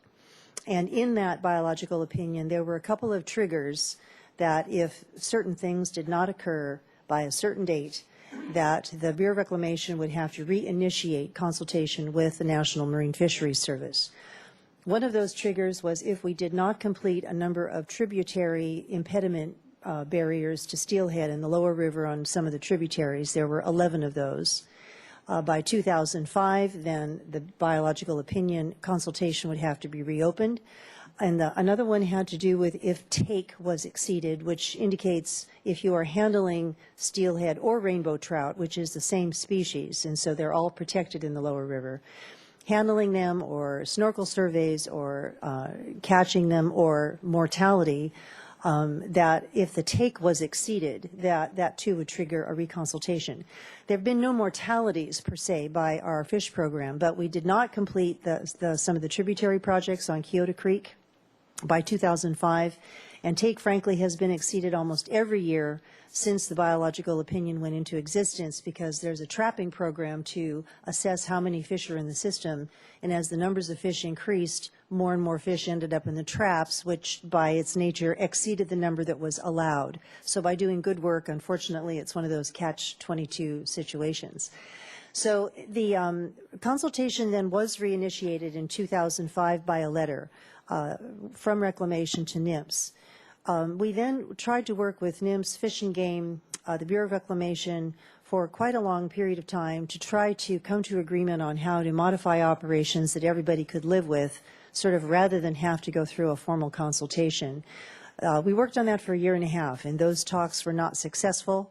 At that point, we started putting together, preparing information on how and what had been done to comply with all the terms and conditions in the existing biological opinion.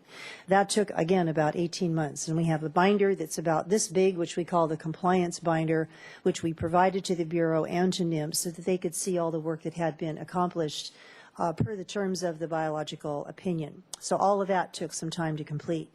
We met with NIMS last year and really kind of got going on a more formal consultation program, and we put together a draft outline which was sent to Reclamation and the Bureau and transmitted to them finally in July of last summer, indicating that we thought we could get a new biological assessment in draft form completed by June 30th of 2013. We've really been working toward that goal. However, there is an enormous amount of work to do to be able to update the current biological opinion by additional studies that have to be done, primarily to take a look at predator influence or impact on steelhead, effects of beaver dams. We have to assess the flow, the minimum flow requirements for steelhead as they migrate in the San Ynez River. And the morphology of the river has changed over time. This technical work, geomorphological work was done in 1997, so all that needs to be redone. We had thought personally that because we needed additional time to do this work, I budgeted for the work to be done over 2 fiscal years, this current fiscal year and then 13-14. This is just to get us kind of to the starting gate on this biological assessment work. This really is to get everything updated so that we can then move forward with, I'm sure, additional negotiations with the National Marine Fisheries Service. We have been told in public meetings and also in meetings with NIMS and Reclamation that NIMS would like to see additional water released, which could be potentially a severe impact to water supply. We have been releasing water since 1994, and we continue to do that into the San Ynez River every day. So we have generated substantial additional habitat for the fish, both in the main stem river and also by fixing some of these passage impediments in the tributaries downstream to open up additional habitat. But we are really realize this is going to be a very controversial and difficult negotiation so that we can hopefully come to agreement with the National Marine Fisheries Service, working with Reclamation to hopefully get another non-jeopardy opinion that balances the needs for fish with the needs for water supply, which is my goal as representing you through CCRB. So in order to do all of this, the work that we had to do, which we thought we might be able to get done by June, internally, we knew we were not going to be able to complete until next year. As Ms. Bjork mentioned as well, one of the major things we're facing is we are still waiting for a new water rights decision from the State Water Resources Control Board. And that decision inevitably will include additional fish conservation measures. When that eventually is issued, that will have to be rolled into this new biological opinion. So we have been pushing them to try to get us that decision, and we hope to see it very soon. But it's been 7 or 8 years since the close of the hearing, and it's taken them a very long time to try to get that to us. So that was one delay. We also were depending on some results from studies that NIMS has been carrying out in the San Ynez River to be able to use those data so that we could use the best science available in the preparation of this biological assessment, and those are not forthcoming either from NIMS. So we have to then do some of the work that we did not anticipate having to do in an accelerated fashion. So we're calling it an accelerated schedule. It is for us internally. It's not so much for NIMS or for the Bureau of Reclamation, but it is for us internally. It's not new work. It's work that we were going to have to do next year anyway. But we do need now to try to move that up, and we have promised the Bureau that we will get this work completed to them and to NIMS by the end of May. So CCRB, we've had several sessions with them to have more working sessions to make sure our board fully understands the need. And what's in front of you today is a request to increase this year's fiscal budget for CCRB so that we can accomplish this work. One additional thing that has to go into this new biological opinion is the impacts of the South Coast conduit facilities, the conveyance facilities, which for some unknown reason were not included in the first consultation in 2000. But they do need to be included now, so that operational impact analysis and effects analysis will be included in this new biological opinion. And it's turning out to be almost like a standalone BIOP. It's taking quite a lot more effort than we anticipated. The South Coast Conduit, although it's a subsurface pipeline, crosses 26 creeks along the South Coast, or 28. And I never quite knew there were that many. And we only have to assess the normal O&M work that's being done on the South Coast Conduit and how that might impact the habitat for steelhead in terms of when that work is done and so on. So that is all being evaluated also. So consequently, the total budget increase that was approved by CCRB on December the 18th was $574,582. Of that, the City of Santa Barbara's share is $234,000, almost $235,000, which would be assessed to the city in 2 lots, one now and then one in April. And we are using primarily a consulting firm by the name of Cardno Entrix, and we have been using Entrix for many years. They are a premier biologic consulting firm and have been working on the river with us since the late 1980s. So they really know the river well. Unfortunately, consultants cost a lot of money. We don't have the staff to do it internally, although we are using some of our biology crew from COMB and also from ID number 1 to help with some of the field labor. So that is what is in front of you today, and I would appreciate your support, and I'm happy to answer any questions. Thank you. Mr. Francisco, as the member, do you want to add anything at this point? Or we discussed this. You want to put your mic on? Sorry, we discussed this several times at the CCRB, and it was the clear consensus that this is work that it absolutely has to be done. We don't really have a choice about it, and it's unfortunate that the schedule had to be brought in as much as it did, but this cost is cost that would have been out there in the following fiscal year anyway. So to me, it made perfect sense. Okay, thank you. Mr. House and then Ms. Murillo. So what's being requested are additional funds to what we are already contributing. And is that my understanding? And I'm looking at Mr. Armstrong, but I just want to be sure. We already contribute, and there's $574,000 divided. Our portion being $234,889 is the additional funding request. Yes, Madam Mayor and Councilmember House, that is correct. It's additional over the budget that was previously approved for this fiscal year. And the budget for the City of Santa Barbara, our contribution is how much? Did I miss it in here? I have it right here. Just one sec. Well, let's see. I have the total, the grand total. The new budget, it increased the budget by about $575,000. So the new total budget is $1.2 million. And so the city's total share of the new budget is about $500,000. So it's increasing it by about $250,000. That's a big increase. On a It's a big percentage increase. basis, but, It's more than double that the original budget was, yes. And just as this is not to say that we won't have additional costs next year. There was another whole slew of work that still has to be done next fiscal year anyway. So this is When was not the current end, budget unfortunately. adopted? When was the budget? December the 18th. And so it's an increase since December 18th? No, I'm sorry. The budget was adopted as of in April of 2012 to go into effect July 1st. Okay. And then this increase was approved on December the 18th. So then my question is, looking forward to the next year or two, Mhm. in terms of planning and budgeting, can we anticipate, I mean, this is kind of a lot, you know, just very soon after an adopted budget. I mean, just a few months later, half a year later. But seems like it would have been anticipated somehow. But now looking forward, are we able to project with more accuracy in the future what the needs are going to be? Yes, Madam Mayor, Councilmember House, I hope to be able to do that. In fact, I just got an email today from Ms. Bjork asking for me to get those estimates together.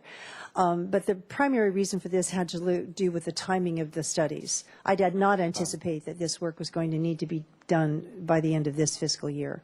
So I knew the work was out there. I just did not expect to have to pay for it all within this particular fiscal year. Otherwise, it would have been in the original budget. Understood. And then that just goes to the second part of my inquiry. That is 7 or 8 years after a hearing and you still haven't heard back, and then there's another report that is similarly really taking a tremendous amount of time.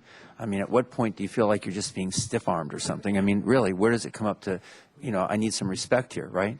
I mean, so what's happening, and what recourse do you have? Do you need congressional encouragement, nudging? What's happening? Well, Madam Mayor, Councilmember House, this has been a very frustrating process on the State Water Board side. We had a hearing that started in the year 2000. It was about other issues such as authorized place of use for the Kachuma project, but the hearing was opened in 2000.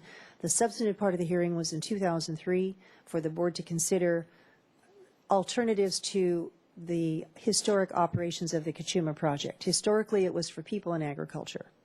But from now on and for many years, an absolute ongoing permanent part of Kachuma operations is now also protection of steelhead trout.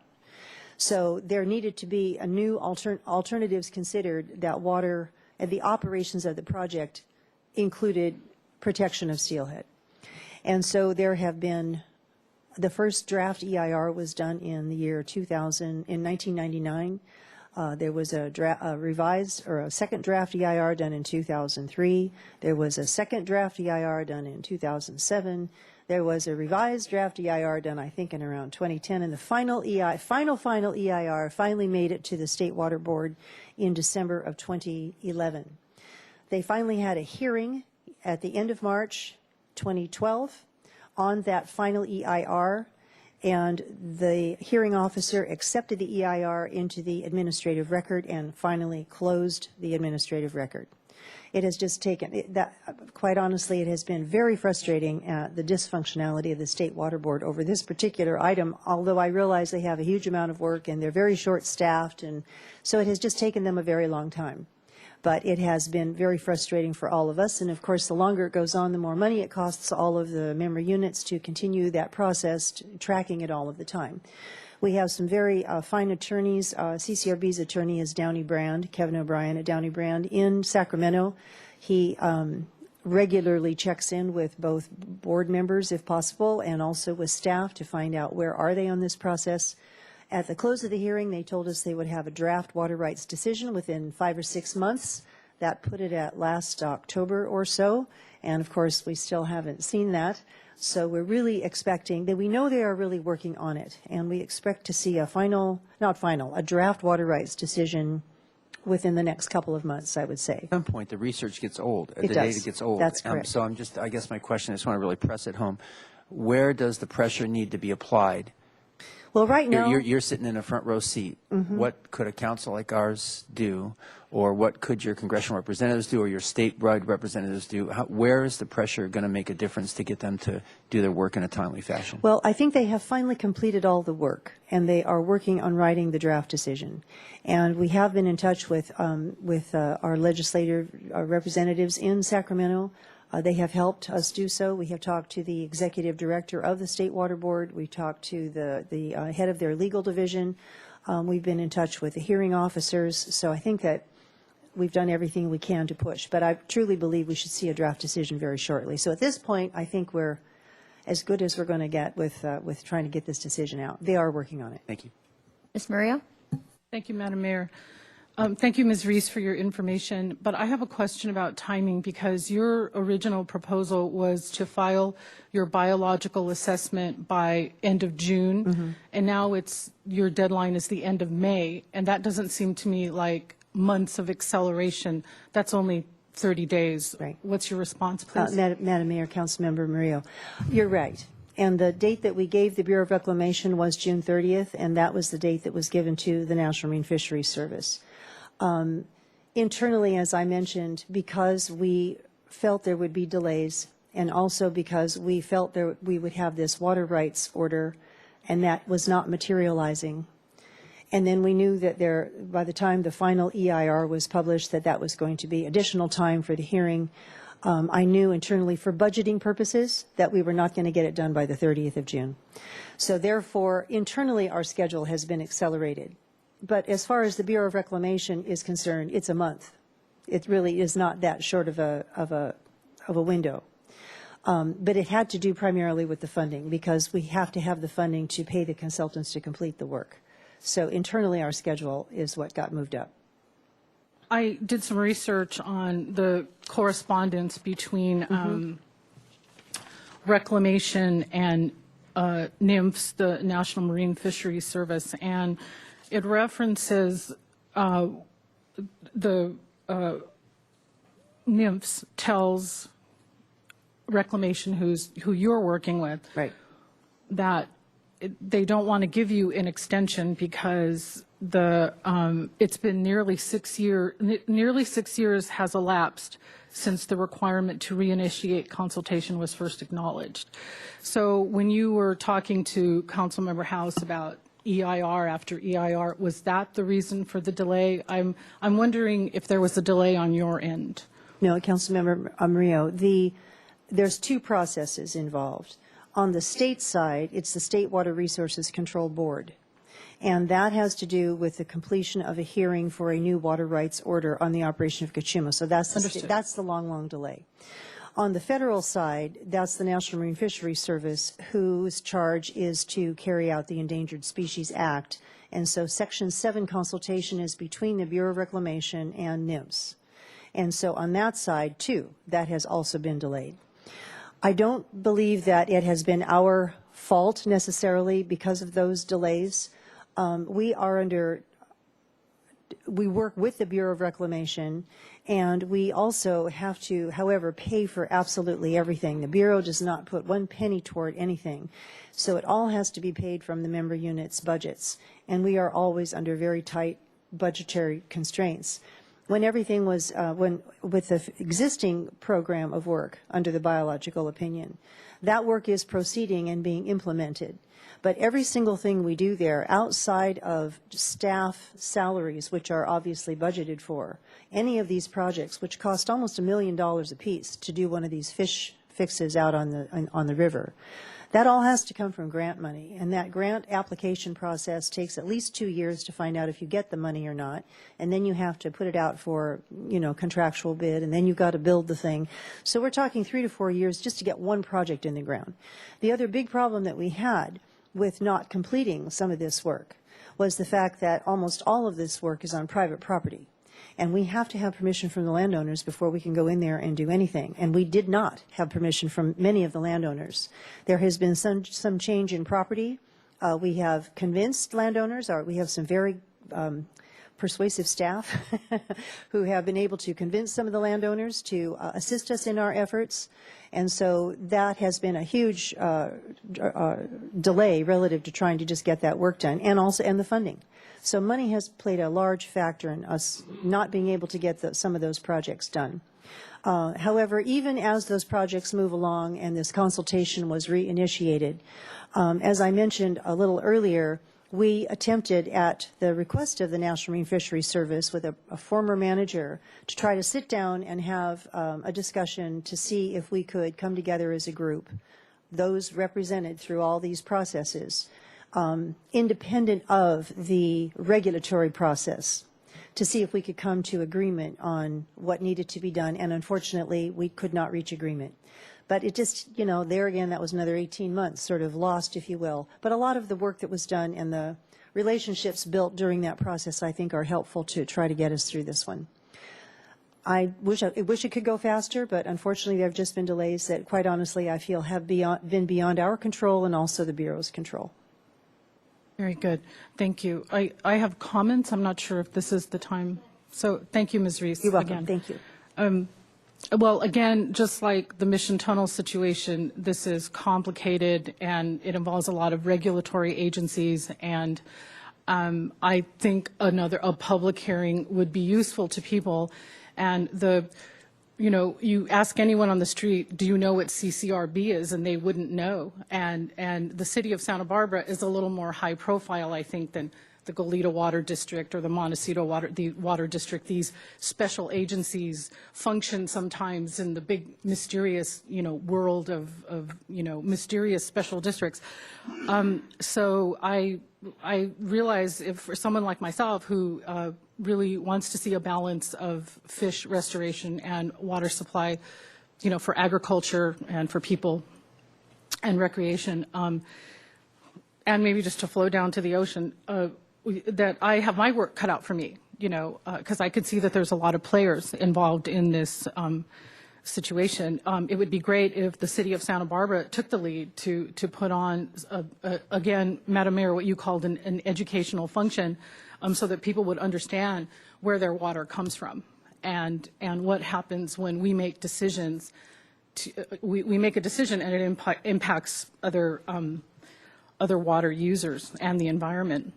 I will be voting no for now. I really have my work cut out for me, but one thing about what I think CCRB is doing is the bigger question is There is no fish ladder to get the fish around Bradbury Dam to the upper reaches, where the fish really makes their babies. It's not the lower reaches. That's just like the freeway that gets them up there. I mean, I appreciate the tributaries. I think there's spawning grounds, you know, in the lower reaches as it gets to a colder, gravelly place, et cetera. So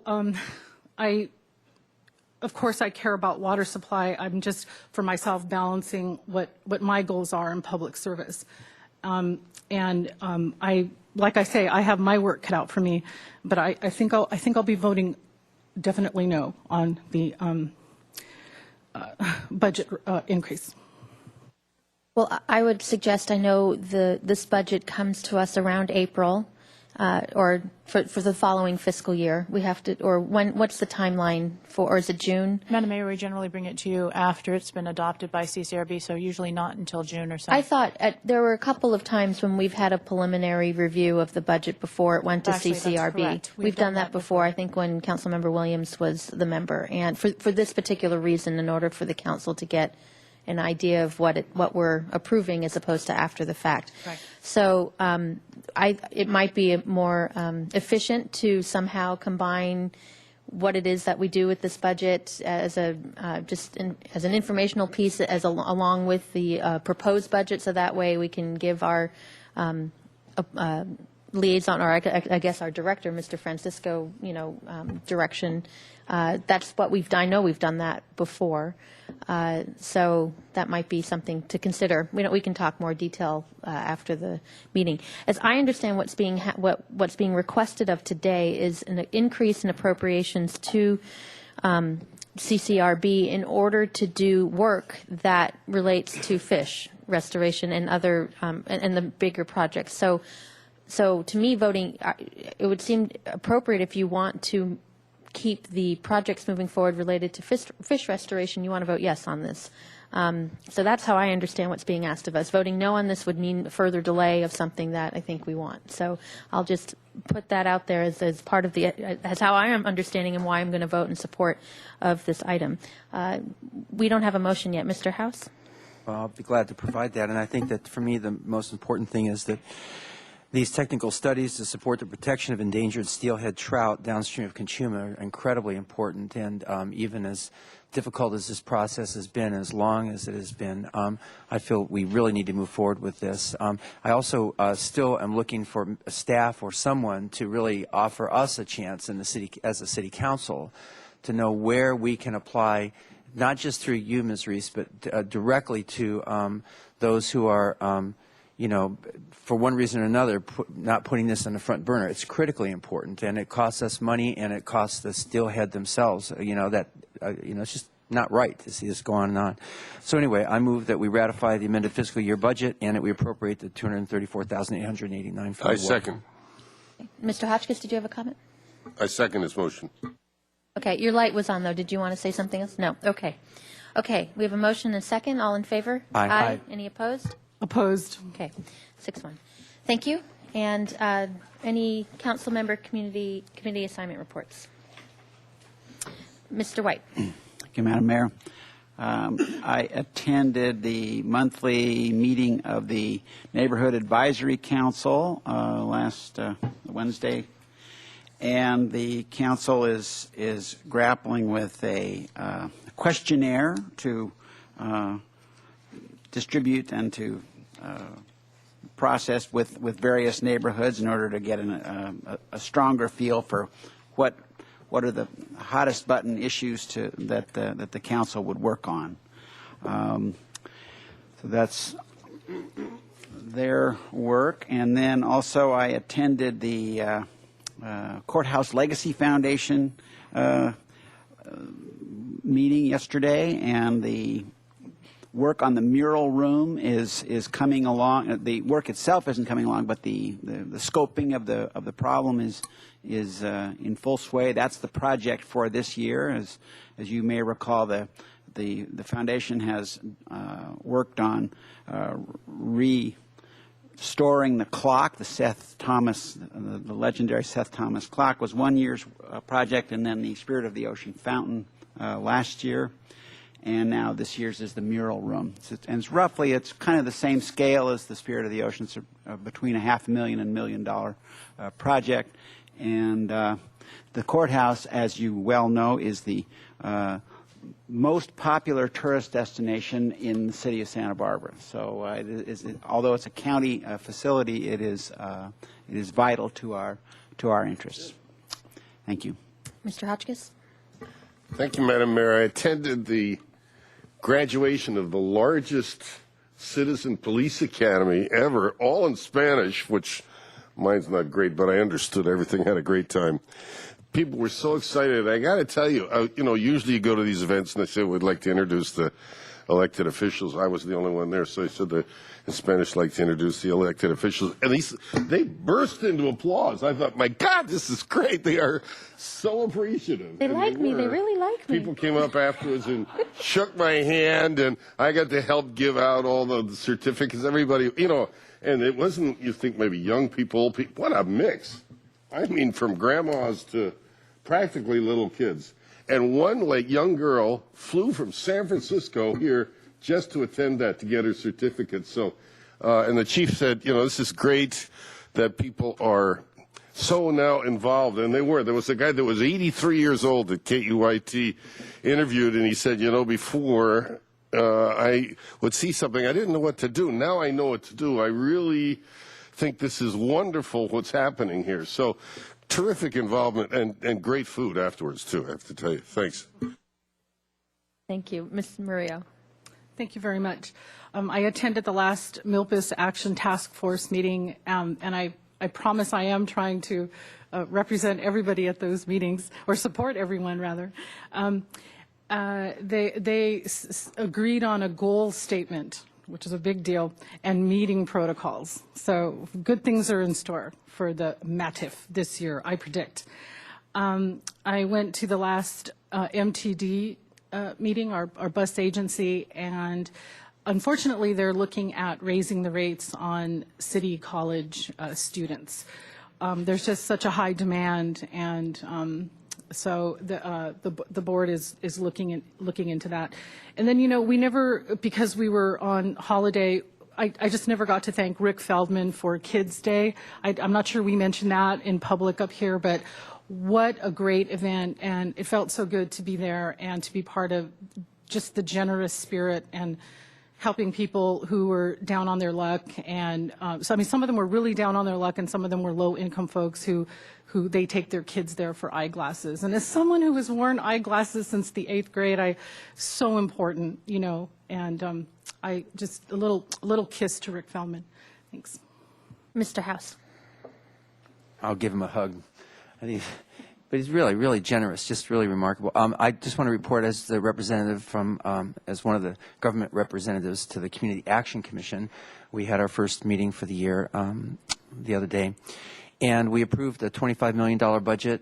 It is one of the largest, if not the largest, provider of services for addressing poverty head-on throughout the entire arc of life. From early Head Start and Head Start to senior nutrition programs, programs dealing with teen pregnancy, youth at, how about we say youth at opportunity instead of youth at risk. Environmental services, retrofitting low-income families' homes with energy-saving devices, installation, and all the rest that save on their monthly bills. Anyway, just this tremendous range of things that are done through the Community Action Commission. We are facing ongoingly increasing costs with fairly steady revenue, but not consistent or not count-onable revenue. So it's really the big issue for Community Action Commission. It has this mandate that begins back in the War on Poverty as the very first implementation of that. And so we're always mindful in watching federal winds that change and blow in this direction and that direction. So we established for the first time an operational reserve fund. We managed to achieve a $100,000 grant from Weingarten Foundation. I think I got that Weingarten Foundation. Another $50,000 in matching funds, and then we found that there was a fund that hasn't been utilized for a while for $60,000, which we also appropriated to put to create this fund. And that's just the beginning. We are really going to need to keep that operational fund for cash flow ups and downs as they are, because we don't get paid very quickly by the big guys. So I just want to give you that report, Community Action Commission, alive and well and dealing with the challenges in real time. Thank you. Mr. Rouse? Thank you, Madam Mayor. I attended the regular meeting of the Downtown Parking Committee, and the report was mostly on parking occupancies and trends from one year over the other. Slightly mixed, but slightly up for 2012 over 2011, so that was good news. The changes in the Creo and the code of commuter lots have kind of spurred some discussion about monthly parking permits and distributions and marketing, and see what opportunities are there. And the Communications Subcommittee is launching a marketing program of the Park Once and Ride the Shuttle marketing program to try to get people to come to the lots, extend their stays, and get around town by using the downtown shuttles. And that's it. Most of us were at the Downtown Organization Annual Luncheon. I want to congratulate Tina Takaya of Opal Restaurant for getting the Volunteer of the Year award. That's a surprise award every year. And then, not a surprise, Miss Carrillo, I think it's Caitlin, or I'm spacing on her first name, but a senior from Laguna Blanca School. She had the Harriet Miller Youth Leadership Award. Lovely young lady. And the Citizen of the Year award was given posthumously to David Damiano. So it was a very nice event, and always good to have the beginning of the year with the DO with their annual luncheon. From there, I was invited last week by Rob Pearson from the City Housing Authority to go to Fresno on Thursday and Friday. There was a meeting with the Federal Housing Commissioner, Carol Galante, who actually used to be an employee with the City of Santa Barbara about 30 years ago.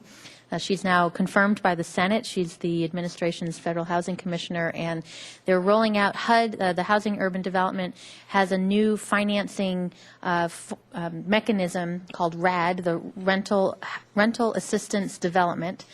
And long story short, it allows older projects to refinance their funding in a way to make it more sustainable, both in terms of upfront money for capital improvements, as well as then sustainable funding through vouchers for the people within the project. And SHIFCO, which is on the Mesa, received one of the awards. So that's why we were at Fresno. The Fresno Housing Authority also received an award, which is why the meeting was there. So it was good to get to meet the commissioner, and there was a roundtable discussion. Another project in San Luis Obispo also received an award, so it's a good way to have some best practices share with them. So that was in Fresno last week. And then I just want to acknowledge former council member and first mayor of Goleta, Margaret Connell. Her retirement party was on Sunday, and it was quite fun. There was a high tea for her, and so it was quite lovely. And I know Mr. White, Mr. House, and I were there to celebrate Ms. Connell. So with that, if we have some closed sessions, if you could read those. Yes, conference with legal counsel pending litigation and conference with labor negotiator. Great, and we will adjourn from there. We are not meeting next week due to the Martin Luther King holiday, so we'll see you in 2 weeks.